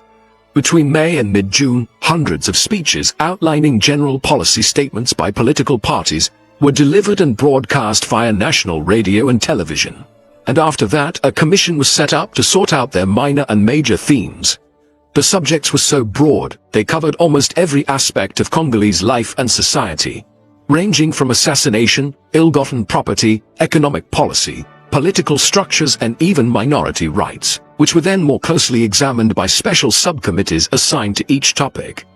It was hoped that from this process a new list of state policies, a constitution for the new Third Republic, and a provisional constitution for the period of democratic transition could be put together. Mobutu did everything in his power to impede progress and frustrate pro-democracy advocates. This included blocking the reports on assassination and ill-gotten property to spare him embarrassment. He also interrupted the public reading of the Political Affairs Commission report for the same reason. From these negotiations was patched together an agreement called Le Compromis Politique Global, or Comprehensive Political Compromise, outlining a 2-year plan in which a government and parliament was to be elected by the CNS, while Mobutu stayed on as ceremonial president. On the other hand, Mobutu made sure to make the charter as vague as possible, leaving room for him to exploit various loopholes he would later use to his advantage. As soon as the compromise was transformed into the provisional constitution on the 4th of August 1992, the dictator got to work undermining the democratic transition by attempting to remove Tshisekedi while Malumba, the leader of the UPDS, as prime minister. At first Mobutu tried to achieve his aims through terror, by firebombing the UPDS's headquarters a couple of days before the Prime Minister's vote on the 14th of August, in the hopes that their members would react violently, thus giving him the excuse he needed to declare a state of emergency, close the CNS conference and take back control. When UPDS members did not take the bait and stayed calm, Mobutu next tried to dislodge Tshisekedi by sponsoring a rival candidate, Thomas Kanza, and bribing CNS delegates for votes. His ploy, however, did not work, and Tshisekedi was chosen as prime minister with 71% of the vote in an election seen as the freest and most democratic in Congo's history, despite the despot's meddling. Over the next 3 months, the relationship between Mobutu and the prime minister deteriorated rapidly, as both sought to obstruct the other. Taking advantage of the nebulous wording of the CNS charter, which hadn't clearly stated that the old constitution was invalid, Mobutu pounced on this ambiguity to argue that the old constitution was technically still valid. The old dictator also undermined the new government by deploying his paramilitaries when necessary. When Tshisekedi appointed a new governor of the central bank, for example, Mobutu sent in elite troops to encircle the bank with tanks, to prevent his personal bank account from being seized. A near breakdown in their relations then came between 1992 and 1993, when Tshisekedi's home province of Eastern Kasai, motherland of the marginalized Luba people, was subject to a campaign of ethnic cleansing, condoned by Mobutu, that resulted in the deaths of over 5,000 people when the region refused to use a new currency issued by Kinshasa. These were the events that compelled Mobutu to carry out the third military coup of his career on the 1st of December 1992. In January 1993, Mobutu successfully persuaded all CNS military officers to side with him, leading to an eruption of violence in Kinshasa, during which Mobutu's paramilitaries fought against government forces. Taking advantage of a clause in the CNS charter, which stated that the old parliament was only in recess and hadn't been dissolved, in March 1993, Mobutu recalled his government, creating a situation in which Congo now had 2 separate constitutions and legislatures. At the urging of internal and external mediators, both belligerents agreed to enter into discussions in September 1993, resulting in the ratification of a single institutional framework. The dual authority structure was removed in January 1994, with the establishment of a single legislature, composed mostly of members of Mobutu's National Assembly, while a single fundamental law was introduced on the 9th of April 1994, with the promulgation of the Constitutional Act of the Transition. Installed as Prime Minister was Leon Lubitsch Kingo, a fellow Ungbandi tribesman and Mobutu protégé. The new administration, the Haut Conseil de la République Parlement de Transition, or HCRPT, was presented to the people as another transitional government, whose aim was to establish a multi-party, democratic Third Republic, via national elections by 1997.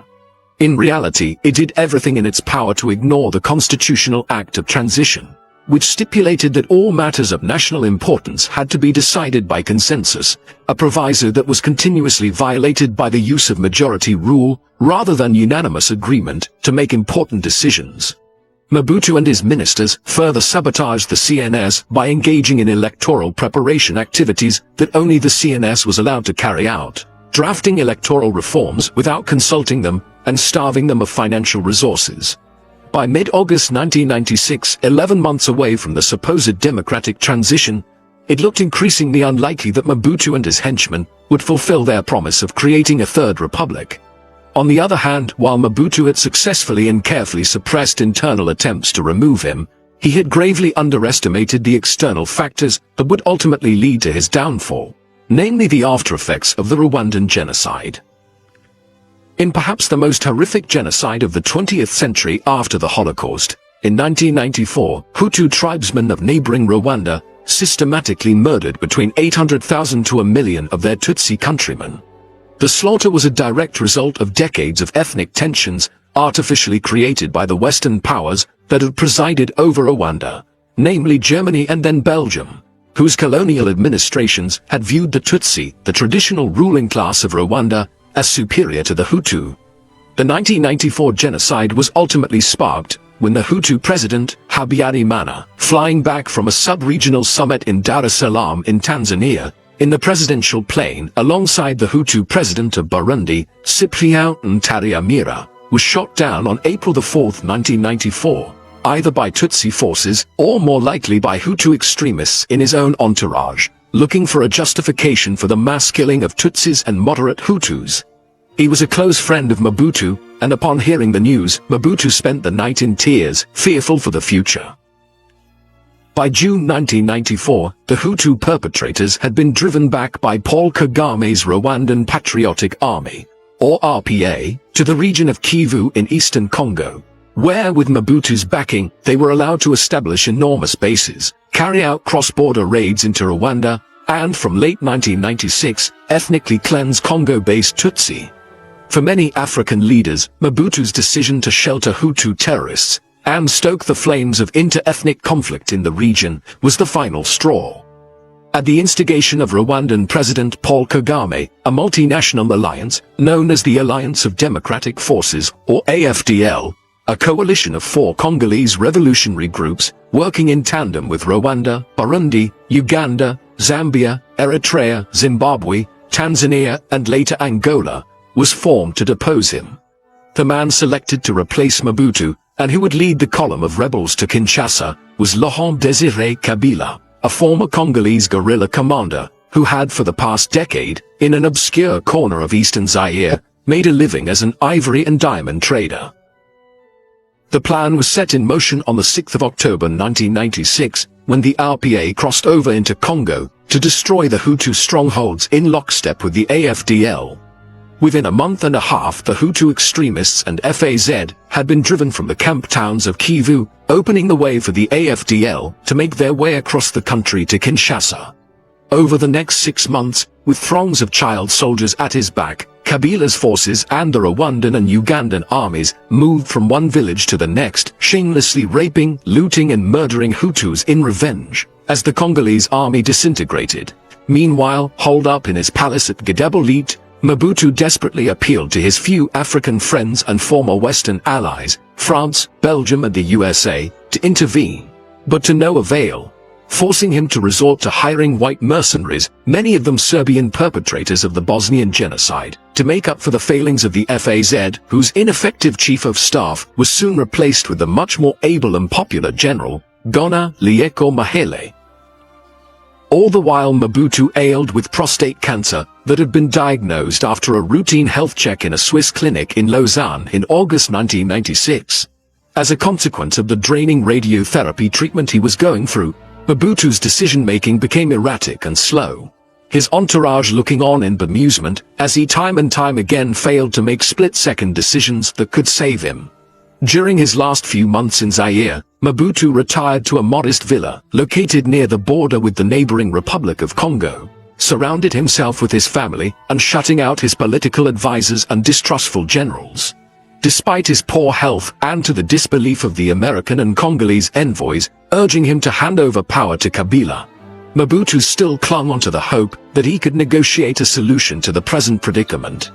He had become so out of touch with events on the ground that on the 29th of April 1997, it was the American delegation that had to inform him that the last major town on the way to Kinshasa had fallen. On the 4th of May, the weakened president, who was too frail to climb the steep metal steps leading from the quayside to the deck by himself, had a face-to-face meeting with Kabila aboard a South African vessel docked in the neutral port city of Pointe-Noire, located in the Republic of Congo.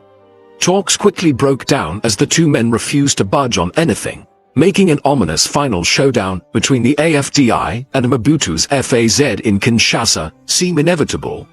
However, the bloodbath was prevented when it was revealed that General Mahele, the head of the FAZ, had betrayed Mobutu and was planning to swear allegiance to Kabila.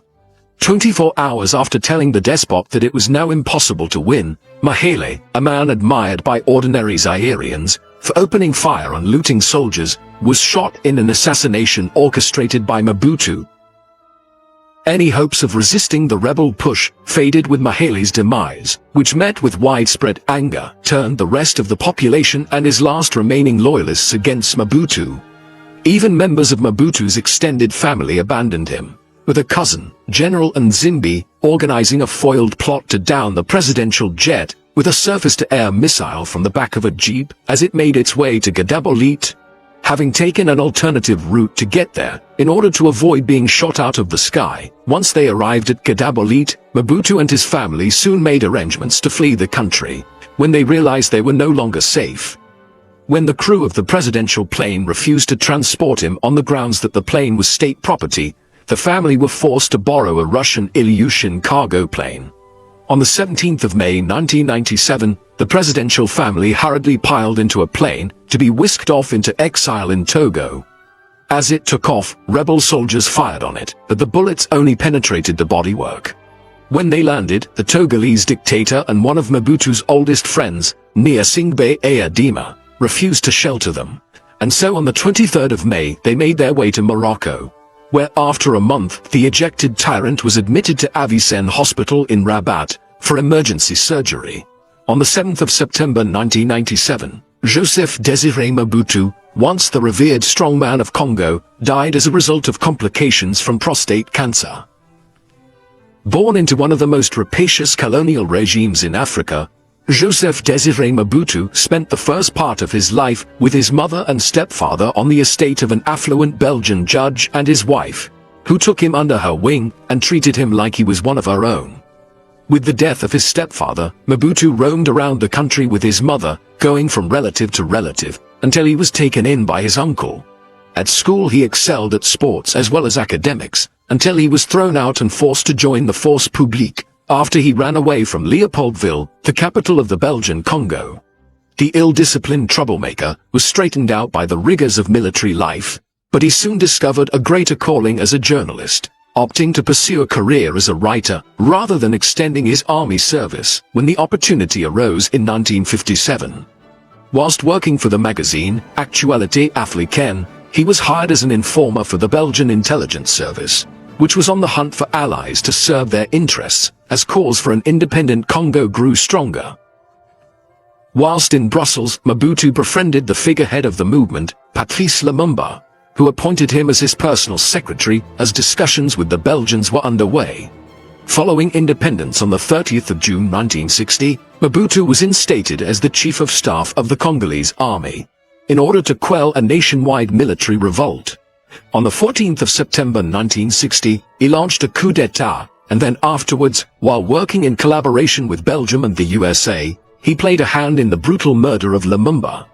For the next 5 years as a senior member of the shadowy political clique, the Binza Group, Mobutu pulled the strings from behind the scenes. Then, with the support of Western benefactors, keen to halt the spread of communism, he pulled off a second coup d'etat on the 24th of November 1965. After brutally putting down the pro-Lumumba's Twi'ila and Simba rebellions by 1968, Mobutu consolidated his power with an iron fist, massacring pro-democracy students the next year and establishing the MPR as the only legal political party in 1970. To reunify the nation after the turbulent 60s, he embarked on his first and most ambitious national project in the form of the Authenticity Campaign, which de-westernized the country and renamed it Zaire. The subsidiary economic campaign, Zaireanization, however, was a complete disaster. The country's vast resources being systematically appropriated and plundered by Mobutu and his greedy Zairean elite. By the late 1970s, the Zairean army's embarrassing performance in the Shaba Wars, in combination with irreversible economic decline, caused by Zaireanization and American pressure, forced him to hold the freest election of his tenure in 1977. However, by 1980, when the international spotlight was off Zaire, Mobutu reaffirmed power by purging all pro-democracy advocates. Throughout the 1980s, with his popularity at an all-time low, Mobutu's supremacy was challenged by the growth of a dissident democratic movement, the UPDS, ultimately culminating in enormous pro-democracy protests in 1988. By 1990, following the collapse of international communism and the fall of the Berlin Wall, he could no longer rely on the Americans to keep him in office, forcing him into a series of democratic concessions. That year he abolished the one-party state, promising a transition to democracy that would start with the convening of a sovereign national conference. However, Mobutu did everything he could to sabotage the process and the democratically elected government, resulting in his third and final coup d'etat on December 1, 1992. Mobutu, however, was ultimately dethroned by a fatal political miscalculation. Choosing to shelter and assist perpetrators of the 1994 Rwandan genocide, in 1996 an international alliance of African states and Congolese revolutionary groups, the AFDL, was formed to extirpate Hutu extremists in eastern Congo and to depose Mobutu. Over the next 7 months, as Mobutu was dying from prostate cancer, his army was routed, with Laurent Désiré Kabila's forces closing in on Kinshasa by May 1997. No longer safe in his own country, Mobutu and his family fled to Togo and then to Morocco, where on the 7th of September 1997, he died from his illness. What do you think of Joseph Désiré Mobutu? Do you think he cared for his country at all? Or do you think he was only driven by self-interest? Please let us know in the comment section. And in the meantime, thank you very much for watching.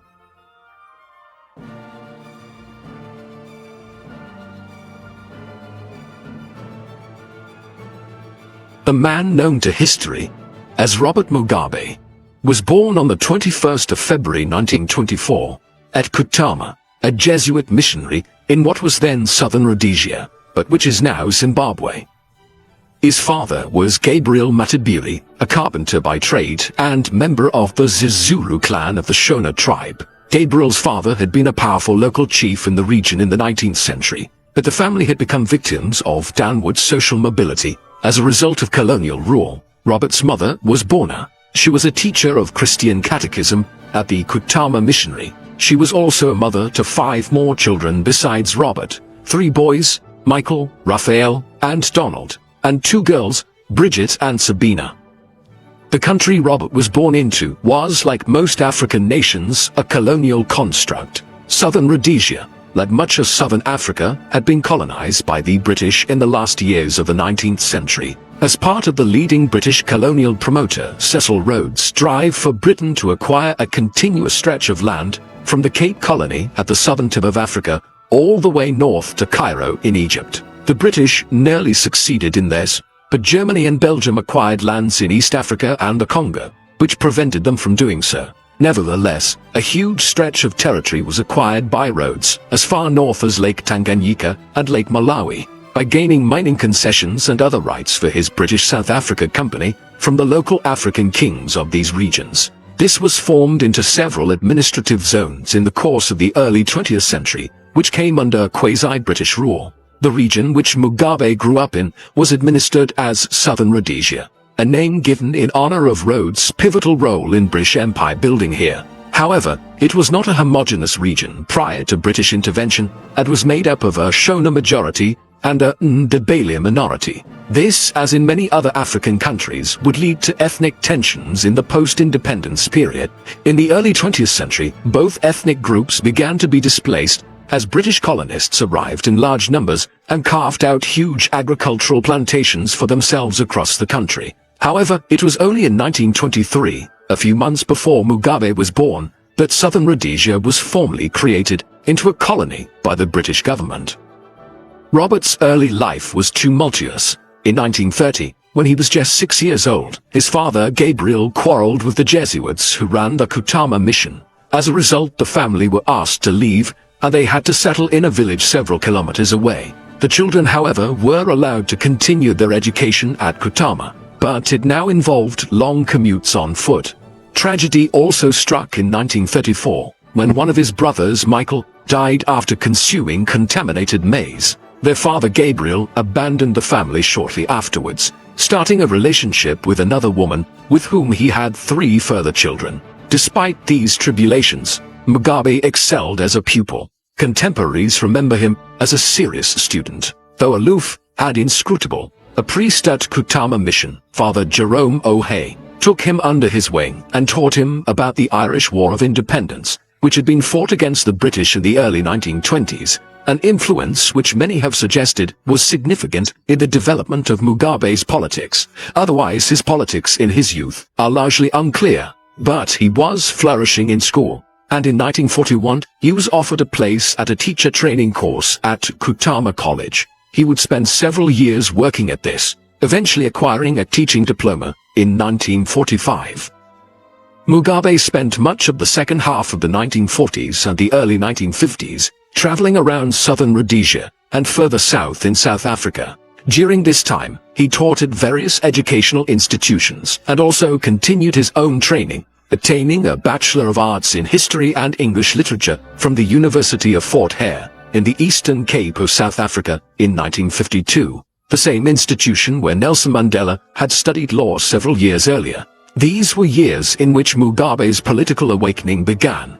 In the aftermath of the Second World War, calls began to grow across Africa for the colonies of the various European powers to be granted their independence. These African nationalists were inspired by the example of India, where Mahatma Gandhi had led the country to independence from Britain in 1947. Many Africans asked themselves why they too should not have the right to govern their own countries in the years that followed. Mugabe began moving in circles while he was in South Africa that were arguing about such ideas, and in which people were forming into political groups designed to pressure the government into granting independence. In South Africa, which was a self-determining colony since 1910, the white minority was primarily concerned with preventing the black majority from gaining political power. And so, from 1948 onwards, the government there began implementing a system called apartheid, meaning separateness or apartness in Afrikaans, to essentially completely disenfranchise the black majority politically, socially, and economically. Soon, a similar pattern would develop in Mugabe's native southern Rhodesia.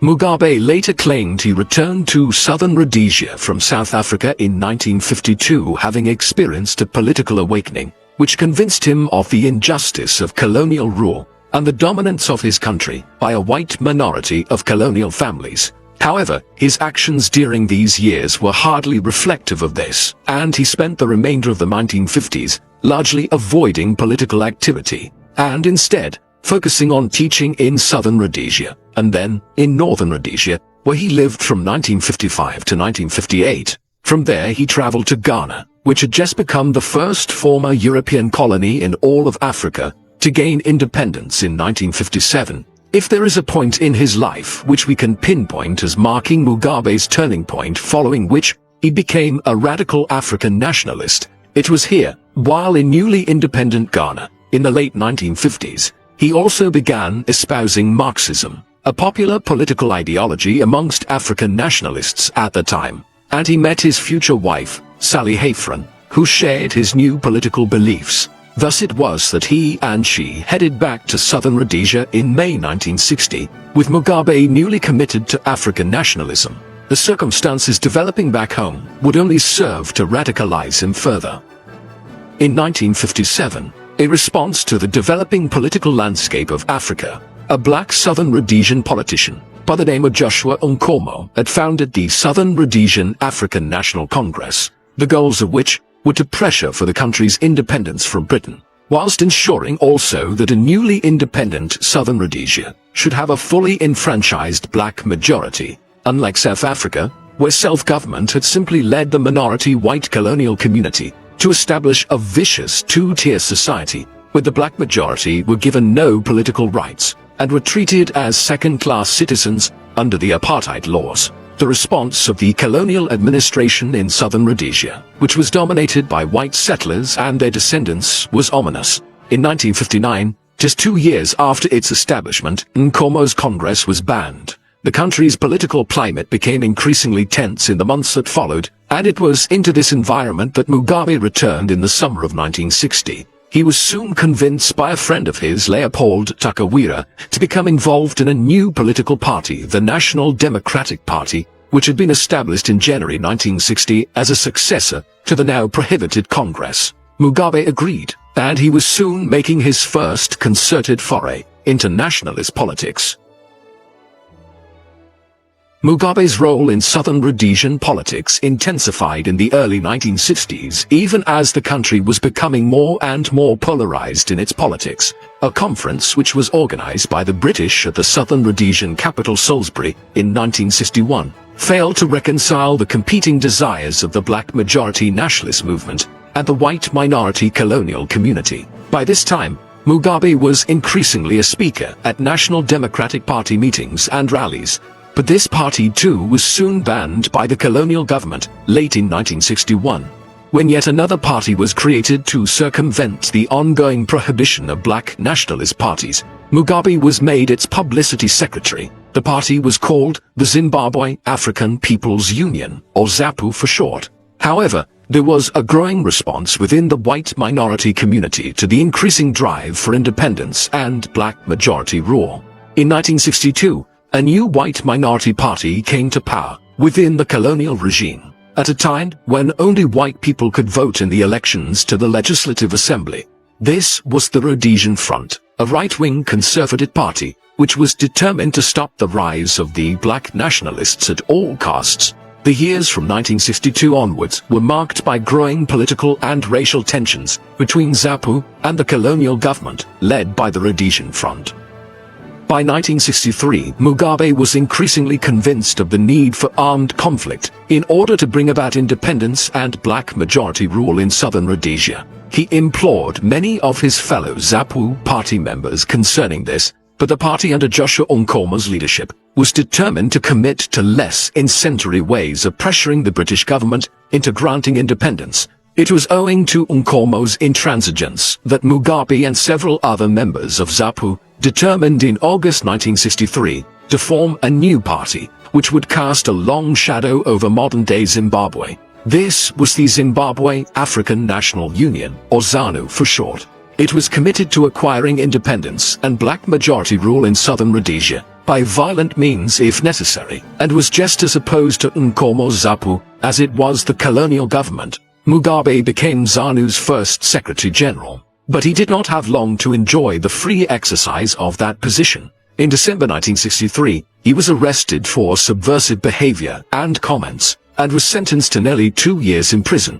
However, owing to his sentence being extended afterwards, he would spend the next 11 years in prison. Mugabe would not be set free until November 1974. But, in the interim, the politics of Southern Rhodesia would be transformed. Southern Rhodesia's politics took a dramatic shift in 1965, when Mugabe was just 2 years into his prison sentence. All the way back in 1953, Britain had joined Southern Rhodesia administratively to the neighboring colonies of Northern Rhodesia and Nyasaland, the ultimate aim being to pave the way for all three colonies to eventually achieve independence at some point in the future, possibly as one country in a federal union. However, cracks began to appear in the system quickly. Both Northern Rhodesia and Nyasaland had experienced less extensive colonization since the 1890s than had Southern Rhodesia. Consequently, it was more plausible that the white minorities here would be drowned out by the calls for black majority rule following independence. But that was not the case in southern Rhodesia, where the white settler community exceeded 200,000 people who were determined to maintain control over the country. As such, they were looking to create an independent state which would mirror that found in apartheid South Africa to a large extent. And they were determined to resist Britain itself, if needed, to ensure that they retained control of the country. Thus, when both Northern Rhodesia and Nyasaland were granted independence in the summer and autumn of 1964, as the new nations of Zambia and Malawi, under black majority rule, the colonial administration led by Prime Minister Ian Smith quickly moved to preserve white minority rule in southern Rhodesia. They renamed the country Rhodesia and declared independence unilaterally from Britain in 1965. The attempt of the government to have the 200,000 settler whites rule over the over 4 million African black majority was the spark for what is known in Rhodesian history as the Bush War. This had been building since early in 1964, following the foundation of ZANU and its decision to begin engaging in armed struggle. But when Smith's government took its actions the following year, even Joshua Nkomo's more pacifist ZAPU decided that the time for applying more peaceful political pressure was over. The war was fought with relatively poor results for the insurrectionists for much of the 1960s, in large part because the government had access to modern weapons and support from neighboring South Africa, while its eastern neighbor was the Portuguese colony of Mozambique, the right-wing government of which was no friend of the black nationalist struggle in Rhodesia. The struggle was also hampered by internal divisions within ZANU itself, and between ZANU and ZAPU. A sign of the buoyant mood of the white settler community of Rhodesia during these years was that their numbers continued to grow, as more people migrated there from Europe, eventually peaking at nearly 300,000 in the 1970s. While all of this was occurring, Mugabe and many of the other leaders of ZANU were in prison. It was a trying time for him.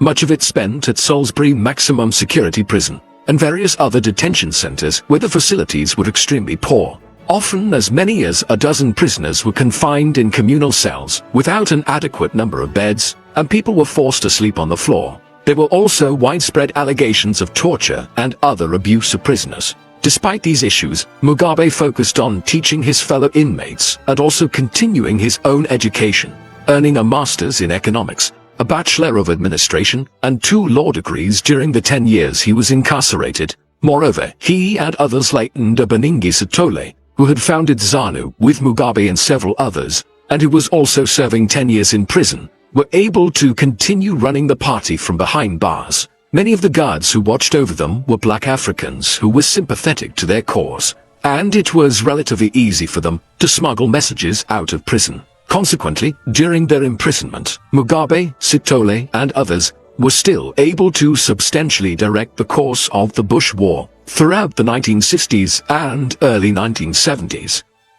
Mugabe, Sithole, and several others were finally released in 1974. Shortly afterwards, the party became bitterly divided over tribal issues and over its approach towards the Bush War. Sithole was, for instance, more inclined to begin negotiating with the Rhodesian government, with a view to creating a black and white transitional government, but Mugabe and others were uninterested in compromise by this time.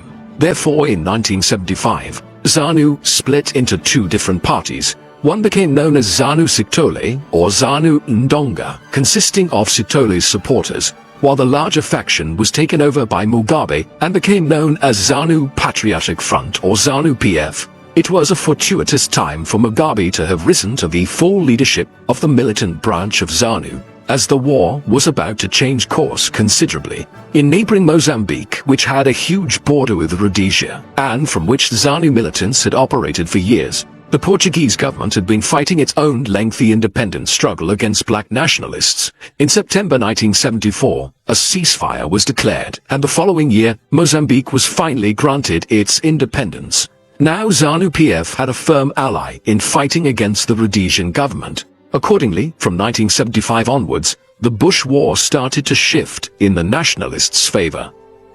Mugabe spent much of the mid to late 1970s operating from Mozambique and directing the war from there.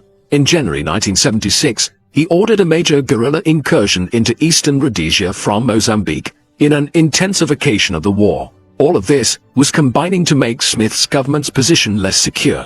By 1976, conscription of all white Rhodesians under the age of 35 was being initiated to try to crush the Bush War. But even as it was, the country was finding itself increasingly isolated on the diplomatic front. Even South Africa was equivocal in its support for Rhodesia's fighting of the Bush War, and the American Secretary of State Henry Kissinger was pressing the government in Salisbury to work out a roadmap for a peaceful transition to coalition rule between the black and white communities. Meanwhile, Mugabe was also ruthlessly monopolizing his control over ZANU-PF during this time, in anticipation of future black majority rule. In 1977, he arrested the former deputy leader of the ZANU-PF, Wilfred Mhanda, while 2 years later, another potential rival for power, Josiah Tongogara, was killed under suspicious circumstances in a car accident. All of this left Mugabe in undisputed control of ZANU-PF by the end of the 1970s. As the Bush War dragged on, the white minority was increasingly isolated on the world stage. It had lost its Portuguese ally in Mozambique, and most of its direct neighbors were now sheltering black nationalist militants who could operate over the border into Rhodesia. On top of this, even the South African government was making it clear that it considered ongoing white minority rule to be unfeasible in Rhodesia. The issue was purely demographic. The intensification of the Bush War had seen many white Rhodesians begin to leave the country from the mid-1970s onwards, leading their numbers to fall below 250,000 by 1979. This meant that whites now constituted less than 4% of Rhodesia's population. This was in stark contrast to South Africa, where whites made up nearly 20% of the population, a figure which made the maintenance of apartheid demographically feasible. As such, even the apartheid regime in Pretoria was pressing Smith to negotiate by the end of the 1970s. Moreover, the deployment of chemical and biological weapons such as anthrax and cholera-inducing bacterial agents by Smith's government further soured international opinion towards his regime. By 1979, cut off from outside support and with white Rhodesians fleeing the country, there was little option but to negotiate.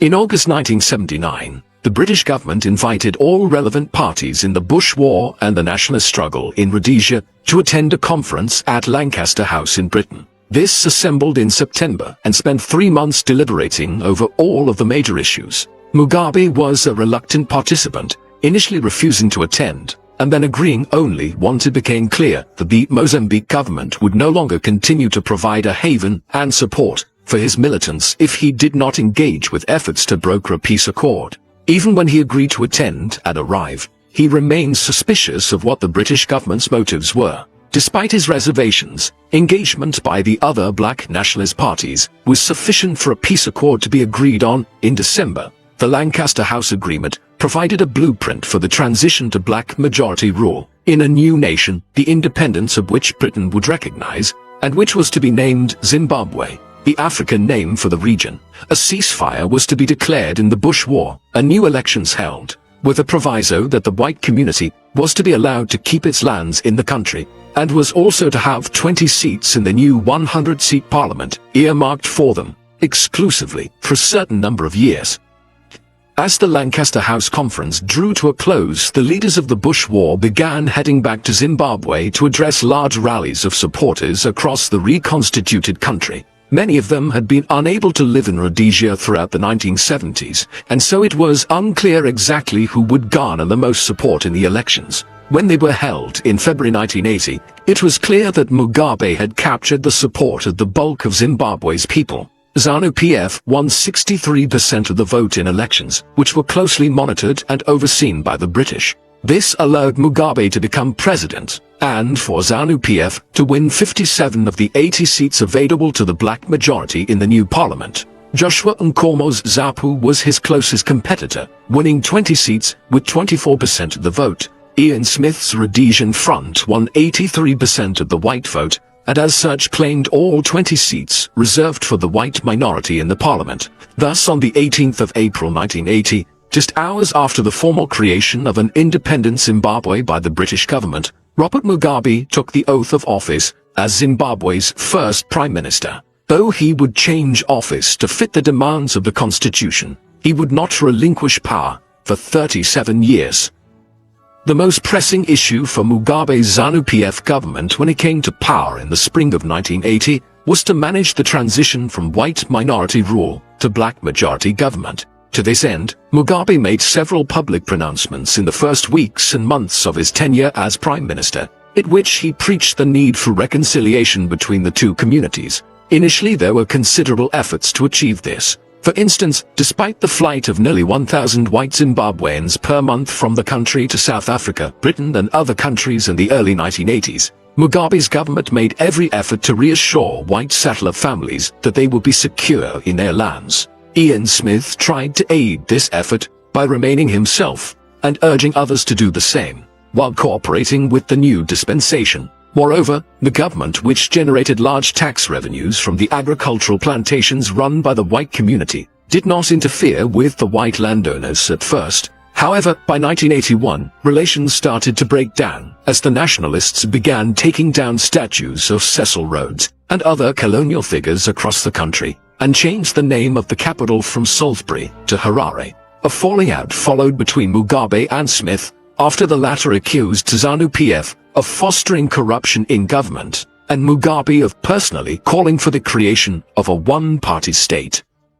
Eventually, the Mugabe regime's relations with white Zimbabweans soured beyond repair. In 1985, the white population had declined to just over 100,000 in any event, from a high of 300,000 in the 1970s, as many left for South Africa or Britain. This continued to fall further in the years that followed, until it was no more than 50,000 by the end of the century, a nominal figure which was replicated in many African countries which did not have a significant settler colonial past. The provisions of the Lancaster House Agreement stipulated that white Zimbabweans were to retain their lands unless they were willing to sell of their own volition. Accordingly, in the 1980s and well into the 1990s, many of those who remained continued to play an outsized role in the economy, but increasingly were marginalized in the country's politics. Many continued to live wealthy lives, essentially isolated from the country around them, socializing in white settler clubs and even building airstrips on their large plantations to fly in and out by charter plane. But even this could not last, and from the mid-1990s onwards, an aggressive policy of land appropriation was entered into by the Mugabe regime, with the transfer of large estates from white settler families into black African ownership in the 1990s and 2000s. The last remnants of colonial Rhodesia were largely removed from Zimbabwe. Much of this lay in the future. In the 1980s, beyond the issues of white and black relations, the economy and ethnic tensions amongst black Zimbabweans were two of the most critical issues for Mugabe's first government. Initially, the economic situation was very positive. For years, Rhodesia had been under a massive number of economic and political sanctions by the international community, owing to its repressive regime and its unilateral declaration of independence from Britain back in 1965. In 1980, these were lifted as the government of Zimbabwe gained legitimacy. An economic boom followed, as markets which the country had been frozen out of for years suddenly opened up. Moreover, with race relations between whites and blacks relatively stable in the early 1980s, the primarily white-owned agricultural plantations were able to export their goods freely abroad, as they and the government entered a symbiotic financial arrangement. Pursuant from this, GDP per capita across Zimbabwe rose from just over $900 in 1980 to $1,100 2 years later, a near 20% rate of growth in just 2 years. The signs were promising for newly independent Zimbabwe.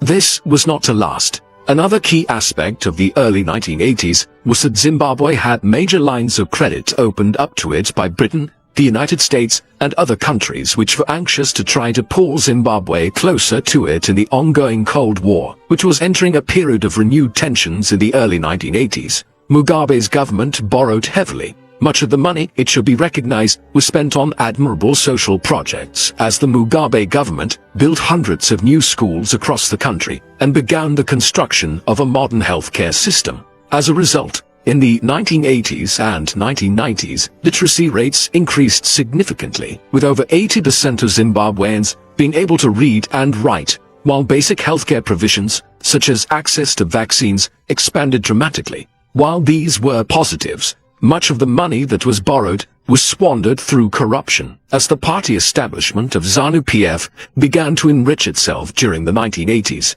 Owing to this, the initial economic upswing of the early 1980s soon faded and gave way to decline as Zimbabwe began running budget surpluses of nearly 10% of GDP and accrued heavy amounts of foreign debt. Compounding this problem was a rise in the Zimbabwean population from just over 7 million people in 1980 to over 10 million in 1990, a demographic expansion which led to considerable levels of unemployment by the end of the 1980s. The other major issue confronting Mugabe's first government had an even more tragic end. While the Bush War had largely come to an end in 1979 with the Lancaster House Agreement, some guerrilla units continued to operate across Zimbabwe, particularly in Matabeleland in the west of the country. Much of this reticence to lay down arms was owing to ethnic tensions within the black population of the country. While nearly all black Zimbabweans were Bantu people, these were divided into several ethnic tribes, the principal ones being the Shona and the Ndebele. The Shona, of which Mugabe was a member, constituted roughly 70% of the black population of Zimbabwe, while the Ndebele made up just 20%. Given Mugabe's ethnicity and the fact that ZANU-PF was dominated by those from a Shona background, many Ndebele believed they would be disenfranchised by the new government. Accordingly, large groups of them continued a low-level insurgency in the west of the country, even after the establishment of black majority rule.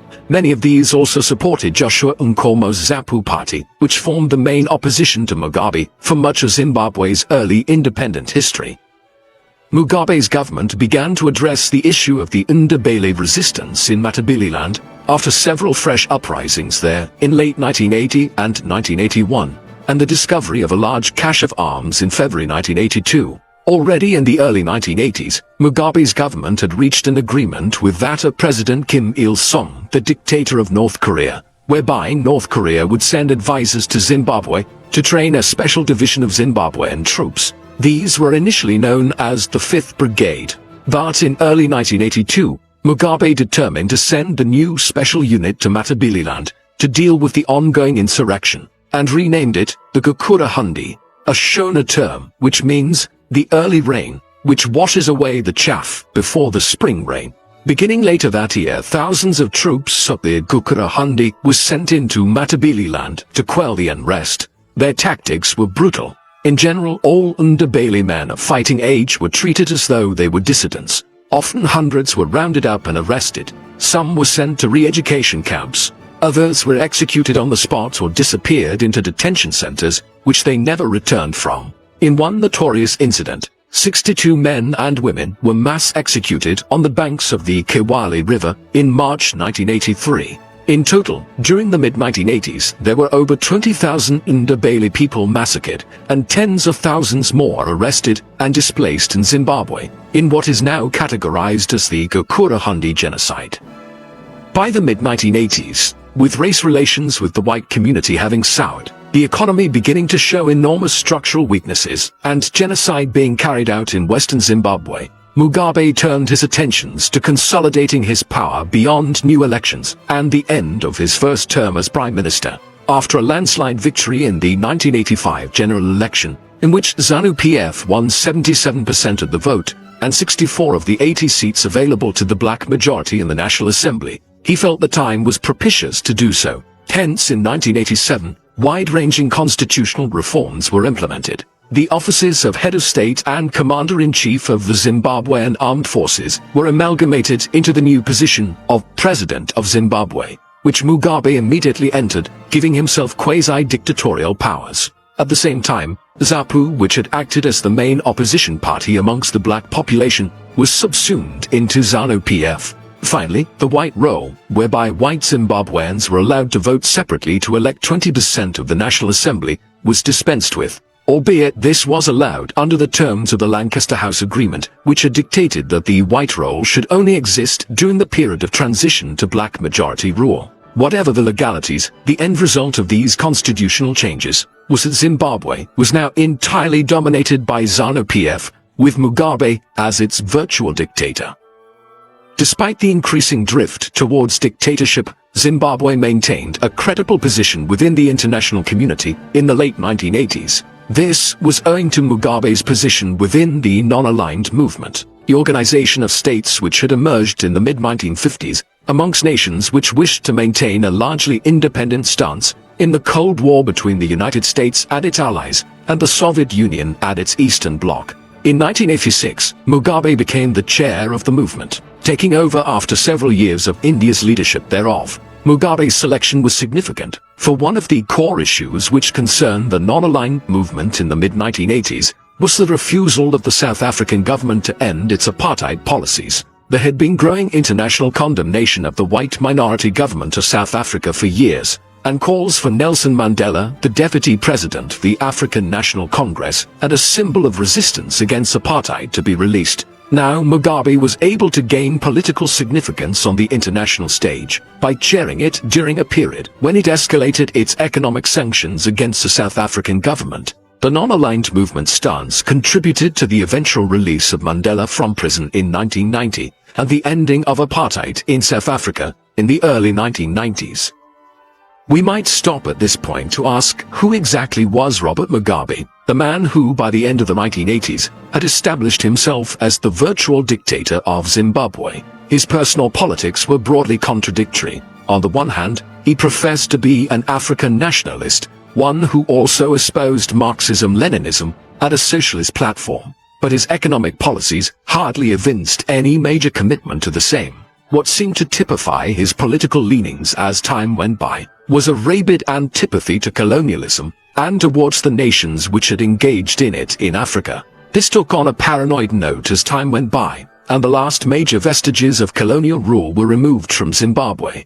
On a personal level, he was taciturn, with few close friends. His closest confidant was his first wife Sally, whom he wished to be known as Amai, meaning mother of the nation. This, however, did not stop him from engaging in an extramarital affair with Grace Marufu from 1987 onwards, one which resulted in the birth of a daughter, Bona, in 1988, and a son, Robert, in 1990. When Sally Mugabe died in 1992 from renal failure, Grace became First Lady of Zimbabwe in all but name, and formally so when they married in 1996. She soon became a significant political figure herself, though one notorious for her extravagant spending. More broadly, as he became older, Mugabe became known for his pretentious manner, peculiar dress sense, and eccentric behavior, variously comparing himself to Jesus Christ and Adolf Hitler on occasion.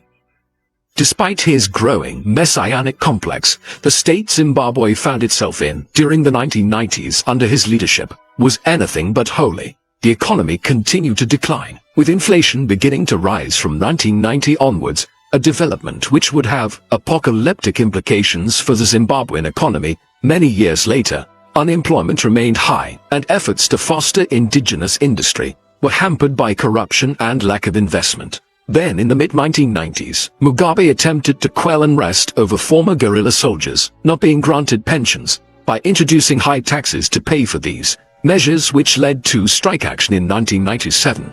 A year later, there were widespread food shortages throughout the country. Ever one to raise the bugbear of colonialism, Mugabe increasingly resorted to blaming Britain for Zimbabwe's economic decline. Over 15 years after Britain had recognized Zimbabwe's independence, one of the few benefits which Zimbabwe's economy enjoyed during these years was that hundreds of thousands of younger people were leaving the country to seek economic opportunities abroad. Thus, the rapid population expansion of the 1980s slowed in the 1990s, reducing the pressure on the government to create jobs for them. This helped the government, but can hardly be considered an achievement of any kind. When not raising the spectre of British colonialism as the root cause of Zimbabwe's woes in the 1990s, Mugabe was turning towards another mounting obsession of his belief in some sort of homosexual plot to destroy Zimbabwe. As somebody who was raised as a Christian conservative in Africa during the 1920s and 1930s, it is not difficult to see where Mugabe's latent homophobia may have originated from. But it reached an extreme level in the 1990s as he began making public assertions in which he claimed gay people were subhuman and that homosexuality had been imported into Africa by the British and other colonial powers. Some of this became downright delusional, such as when Mugabe claimed that there was a, quote, gay mafia, which was determined to destroy both him and an independent Zimbabwe. Much as it is tempting to dismiss these statements as the rambling delusions of a paranoid man, these pronouncements had real consequences. When they came from a head of state and dictator, Zimbabwe became incredibly intolerant of homosexuality during the 1990s and 2000s. As a result, how much of this rhetoric Mugabe believed, and how much of it he simply stirred up as a means of distracting from the country's woeful economic performance, is, of course, open to debate.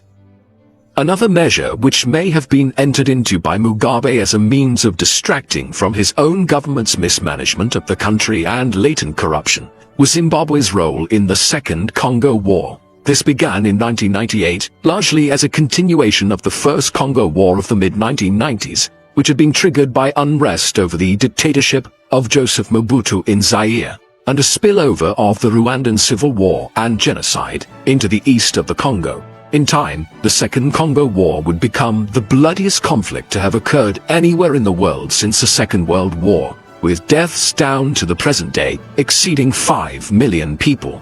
In part, this was owing to the involvement of so many neighboring countries who provided military support to various factions in what has effectively been a civil war for control of sections of this enormous country. Mugabe led the charge in this respect. When the conflict erupted in August 1998, he was serving as the chair of the defense arm of the Southern African Development Community. He quickly sent Zimbabwean troops into the Congo in support of the new president there, Laurent Kabila, eventually committing over 10,000 troops and providing Kabila with air support. Mugabe also convinced Angola and Namibia to intervene in the war, further stoking tensions in a conflict that would go on to rage for a quarter of a century. As he was becoming involved in the Second Congo War, Mugabe, and with it Zimbabwe's reputation on the international stage, was entering terminal decline. There were multiple factors involved here, notably the regime's human rights abuses, its flagrant disregard for democratic norms, and corrupt activity, as well as its attitudes towards homosexuality in Zimbabwe, and the ever more oppressive manner in which Mugabe was seizing what land remained in the hands of the white Zimbabweans and redistributing it to favored members of ZANU-PF. Shortly after the new government of Tony Blair came to power in Britain in 1997, it suspended payments which had been made to Zimbabwe for the previous 17 years as a provision of Mugabe's government respecting the land stipulations made in the Lancaster House Agreement. When Mugabe visited Britain in 1999, human rights groups protested his presence there.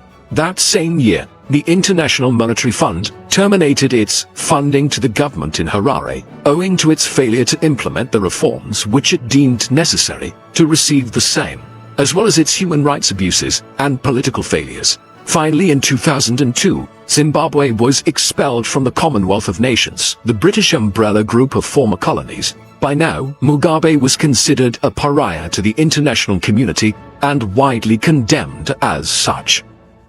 At home, things became even worse in the 2000s. Towards the end of the 1990s, Mugabe had initiated a new program of rapid land redistribution, whereby the large farms which had been in the hands of white settlers would be redistributed in small allotments to black Africans. In part, this was an effort to rejuvenate ZANU-PF's flagging support across the country. The policy proved disastrous. While the monopolization of large estates in the hands of the white minority was certainly a residual crime of the colonial period, there is also little doubting that the previous owners had run these large farms efficiently.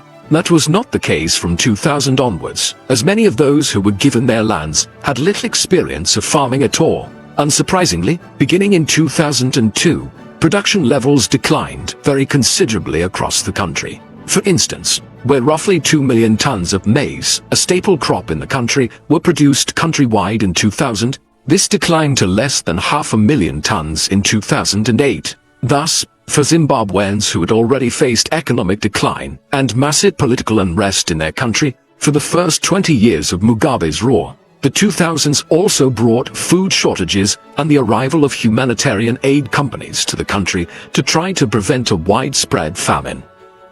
All of this was in sharp contrast to the life lived by Mugabe himself, his second wife, their family, and the upper echelons of ZANU-PF. Mugabe certainly benefited from being in power. For Grace Mugabe, whom many understood as being a particularly nefarious influence on Mugabe after his first wife died in 1992, became notorious as Gucci Grace, jetting off to Paris for lavish spending sprees and building several palaces around Harare, one notably referred to as Graceland, in a nod to Elvis Presley's famed mansion. She was not alone in this. Many of the other senior figures within ZANU-PF lined their own pockets for decades after they came to power, often using the idea of reclaiming land from white settlers for black Africans to facilitate their own profiting from land redistribution. Politics and business became the preserve of the party, which dealt in patronage through gifts and bribes. The implications of all this could be seen on the outskirts of northern Harare,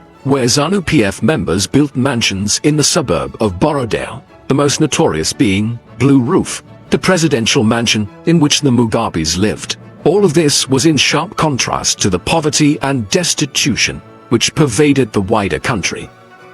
With Zimbabwe increasingly isolated and its economy imploding, Mugabe found himself facing challenges to his power at home. For the first time towards the end of the 1990s, this was exacerbated by his decision to intervene in the Second Congo War, without consulting the National Assembly or other relevant parties. Perhaps unsurprisingly, over 20 military officers were arrested in January of the following year, in the wake of the discovery of an attempted military coup to remove Mugabe from power. That same year, Morgan Tsvangirai, a former member of ZANU-PF, established a new political party to challenge Mugabe and ZANU-PF's hegemony over Zimbabwean politics. This was the Movement for Democratic Change, or MDC. Tsvangirai quickly established that his goal was to bring down Mugabe. A particularly incendiary aspect of his work in the years that followed was in drawing attention to the Igukurahundi genocide of the 1980s and stating publicly that if he was in power,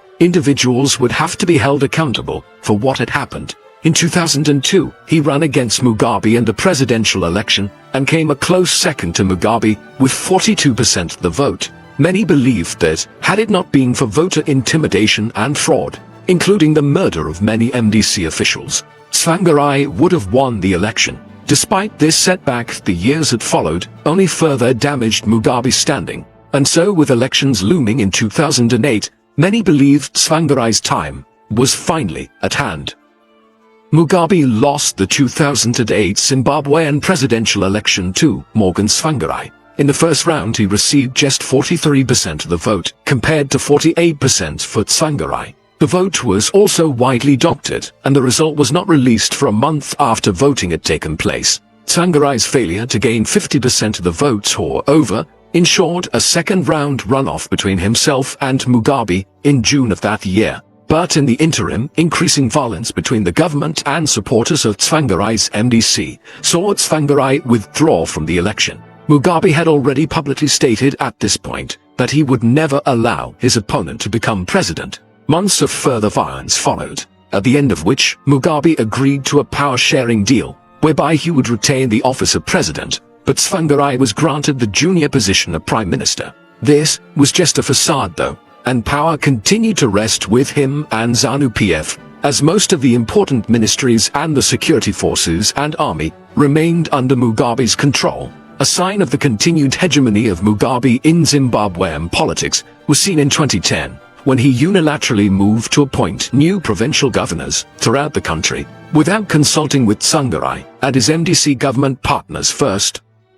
The period of Mugabe's new presidency and power-sharing agreement with Tsvangirai was marked by one of the most destructive periods of hyperinflation that any country has experienced in modern times, as Zimbabwe's economy went into meltdown. This was owing to years of financial mismanagement during the post-independence Mugabe years. For instance, inflation in Rhodesia had been in single-figure percentiles during the 1970s. It quickly began to regularly exceed 10% during the 1980s. However, it was not until the late 1990s were a combination of factors including a high national debt brought on by excessive borrowing in the previous decade, a decline in economic output and price controls imposed by the government, as well as sustained poor fiscal policies, resulted in hyperinflation setting in.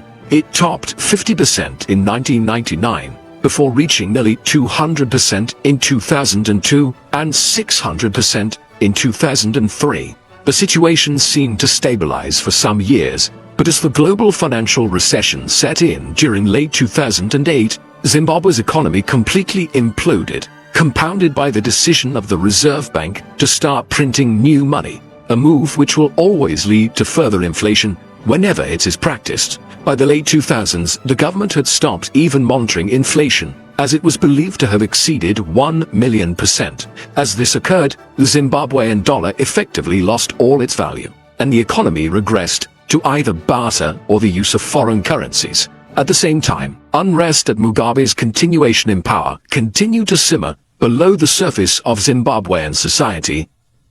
In 2011, Mugabe officially announced his intention to stand for election again in the next presidential election. Doubts had been expressed that he would do so, and many had believed he would step down owing to increasing health problems as he neared his 90th year. That election was scheduled for 2012, but was postponed until the following year, as both the ZANU-PF and the MDC agreed to delay it in order to draft a new constitution for the country. That constitution was duly passed by a referendum in the spring of 2013. The presidential election was then scheduled for July of that year, but many people within Zimbabwe and international observers abroad believed it would be heavily interfered with to ensure Mugabe yet again defeated Tsvangirai. The months leading up to it did not hold out much promise of anything else, as political opponents were attacked and Mugabe refused to allow any Western observers to come to Zimbabwe to monitor the legitimacy of the elections. Meanwhile, he engaged in a propaganda drive by visiting Europe for Pope Francis's inauguration, whilst refusing to rule out standing in the 2018 presidential election if he won a new term until then. At the same time, Tsvangirai and the MDC were complaining that tens of thousands of early ballots in his favor had been destroyed by the government. The election was finally held on the 31st of July 2013. Results were released in early August. These declared Mugabe to be the victor, with nearly 62% of the vote, while Tsvangirai had polled just 34%. A seed change from the first round result of 2008, which had been criticized in any event for its illegitimacy. Additionally, ZANU-PF won 2/3 of the seats in the National Assembly. Thus, where following the 2008 elections Mugabe and his party had been forced to accommodate their rivals, lessons had been learned by 2013, and the elections were doctored and manipulated to ensure a clear majority for both Mugabe and ZANU-PF. Thus, Mugabe was sworn in for a new term as president in late August at 89 years of age. However, this new term would yet again be blighted by years of hyperinflation and declining living standards. Moreover, by now the country was considered a complete pariah state by the international community, a status which effectively could not be lifted until Mugabe agreed to relinquish power. Robert Mugabe's tenure in charge of Zimbabwe would ultimately continue until late 2017, by which time he was 93 years of age. He did not leave quietly. A crisis began in November 2017 as public discourse in the country turned to the election of 2018 and whether or not Mugabe would refuse to stand down. It appeared that he had no intention of doing so, and actions by the government suggested he was yet again attempting a clampdown on political criticism in advance of the election. Then, in early November, Mugabe dismissed his vice president Emmerson Mnangagwa, who was viewed by many as an individual who should succeed Mugabe as president and leader of ZANU-PF the following year. Tensions were also evident between Mugabe and his wife, the First Lady, Grace Mugabe, who had emerged as a powerful political figure herself in recent years by taking control of the women's wing of ZANU-PF. Mnangagwa's dismissal was a bridge too far for many within the military,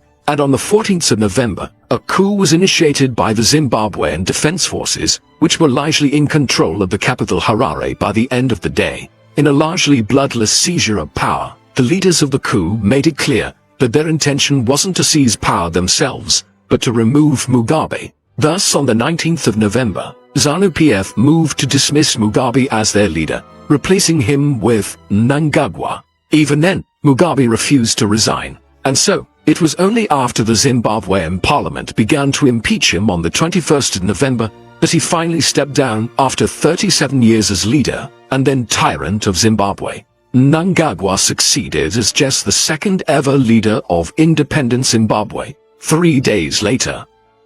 Mugabe did not have to flee from Zimbabwe following his removal from power. Rather, he was provided with extensive benefits and payments by the Zimbabwean state to maintain him in a large house with several dozen staff members. He was also allowed to keep the enormous amounts of money he had purloined from the state over a period of over 30 years, and was even given an additional $10 million payment as severance. Nevertheless, despite this fairly congenial treatment, he was determined to cause trouble, and spent much of the first half of 2018 in the run-up to the presidential election railing against Mnangagwa and urging voters to support his opponent, Nelson Chamisa, the leader of the MDC, a development which many believed indicated a deal between Chamisa and Mugabe. Despite this, Mnangagwa won a narrow victory over Chamisa in the elections, the legitimacy of which was again disputed. This spelled the definitive end of Mugabe's political career.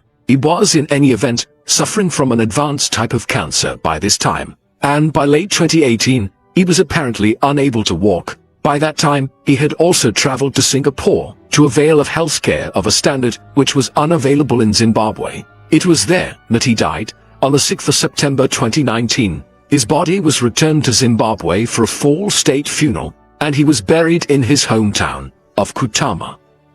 Mugabe left behind a country ravaged by his tyrannous rule. Zimbabwe continues to be dominated by ZANU-PF, a party which has a horrendous record of failing to respect democratic norms, and its politics continues to suffer from widespread corruption and illegitimacy. The hyperinflation of the 2000s and 2010s, which was the result of decades of economic mismanagement by Mugabe's governments, has decimated the economy. Poverty and unemployment are endemic, and much of the economy functions in an informal capacity. Moreover, what wealth exists in the country is monopolized into the hands of ZANU-PF and its followers, an egregious situation epitomized by Borrowdale, the wealthy suburb of Harare, where the party's senior members live in sprawling mansions. Meanwhile, the country's public services have declined to intolerable levels, with schools and hospitals bereft of even basic supplies. It is no surprise that Mugabe died in a Singapore hospital. This is all in stark contrast to the situation when Mugabe took over in 1980,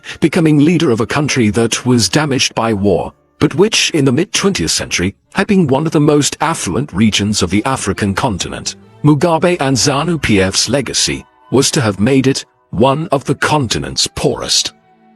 Robert Mugabe is an enormously paradoxical figure. Much of his early life wasn't concerned with politics, but he was an impressive young man, acquiring multiple degrees and becoming a respected member of the communities within which he lived, both in Zimbabwe and abroad. His political awakening did not occur until the late 1950s, when he was already in his mid-30s, but when it did, he quickly became one of the country's most significant black independence leaders. Years of imprisonment and guerrilla war followed, before Mugabe and ZANU-PF managed to overturn white minority rule in Rhodesia. Mugabe became the first prime minister of the newly renamed Zimbabwe. Had he gone on to establish democratic norms in the country and relinquished power after a period of time, Mugabe might well have been remembered as a Zimbabwean Nelson Mandela. But he took a path that was all too often followed in post-colonial Africa, refusing to relinquish power and monopolizing it in his own and ZANU-PF's hands.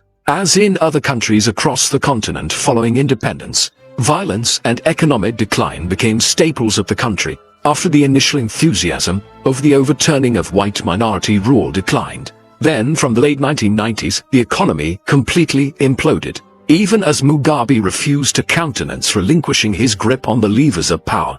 Eventually, by the time he was forced out in 2017, any remnants of his earlier legacy of resisting white minority rule had largely been consigned to history. By then, he was viewed as nothing more than a tyrant, whose shadow cast a large pall over modern Zimbabwe, a legacy which will surely surpass any of his earlier achievements. What do you think of Robert Mugabe? Should he still be considered an African freedom fighter? Or do his later actions as ruler and then tyrant of Zimbabwe completely invalidate all of his earlier accomplishments? Please let us know in the comment section, and in the meantime, thank you very much for watching.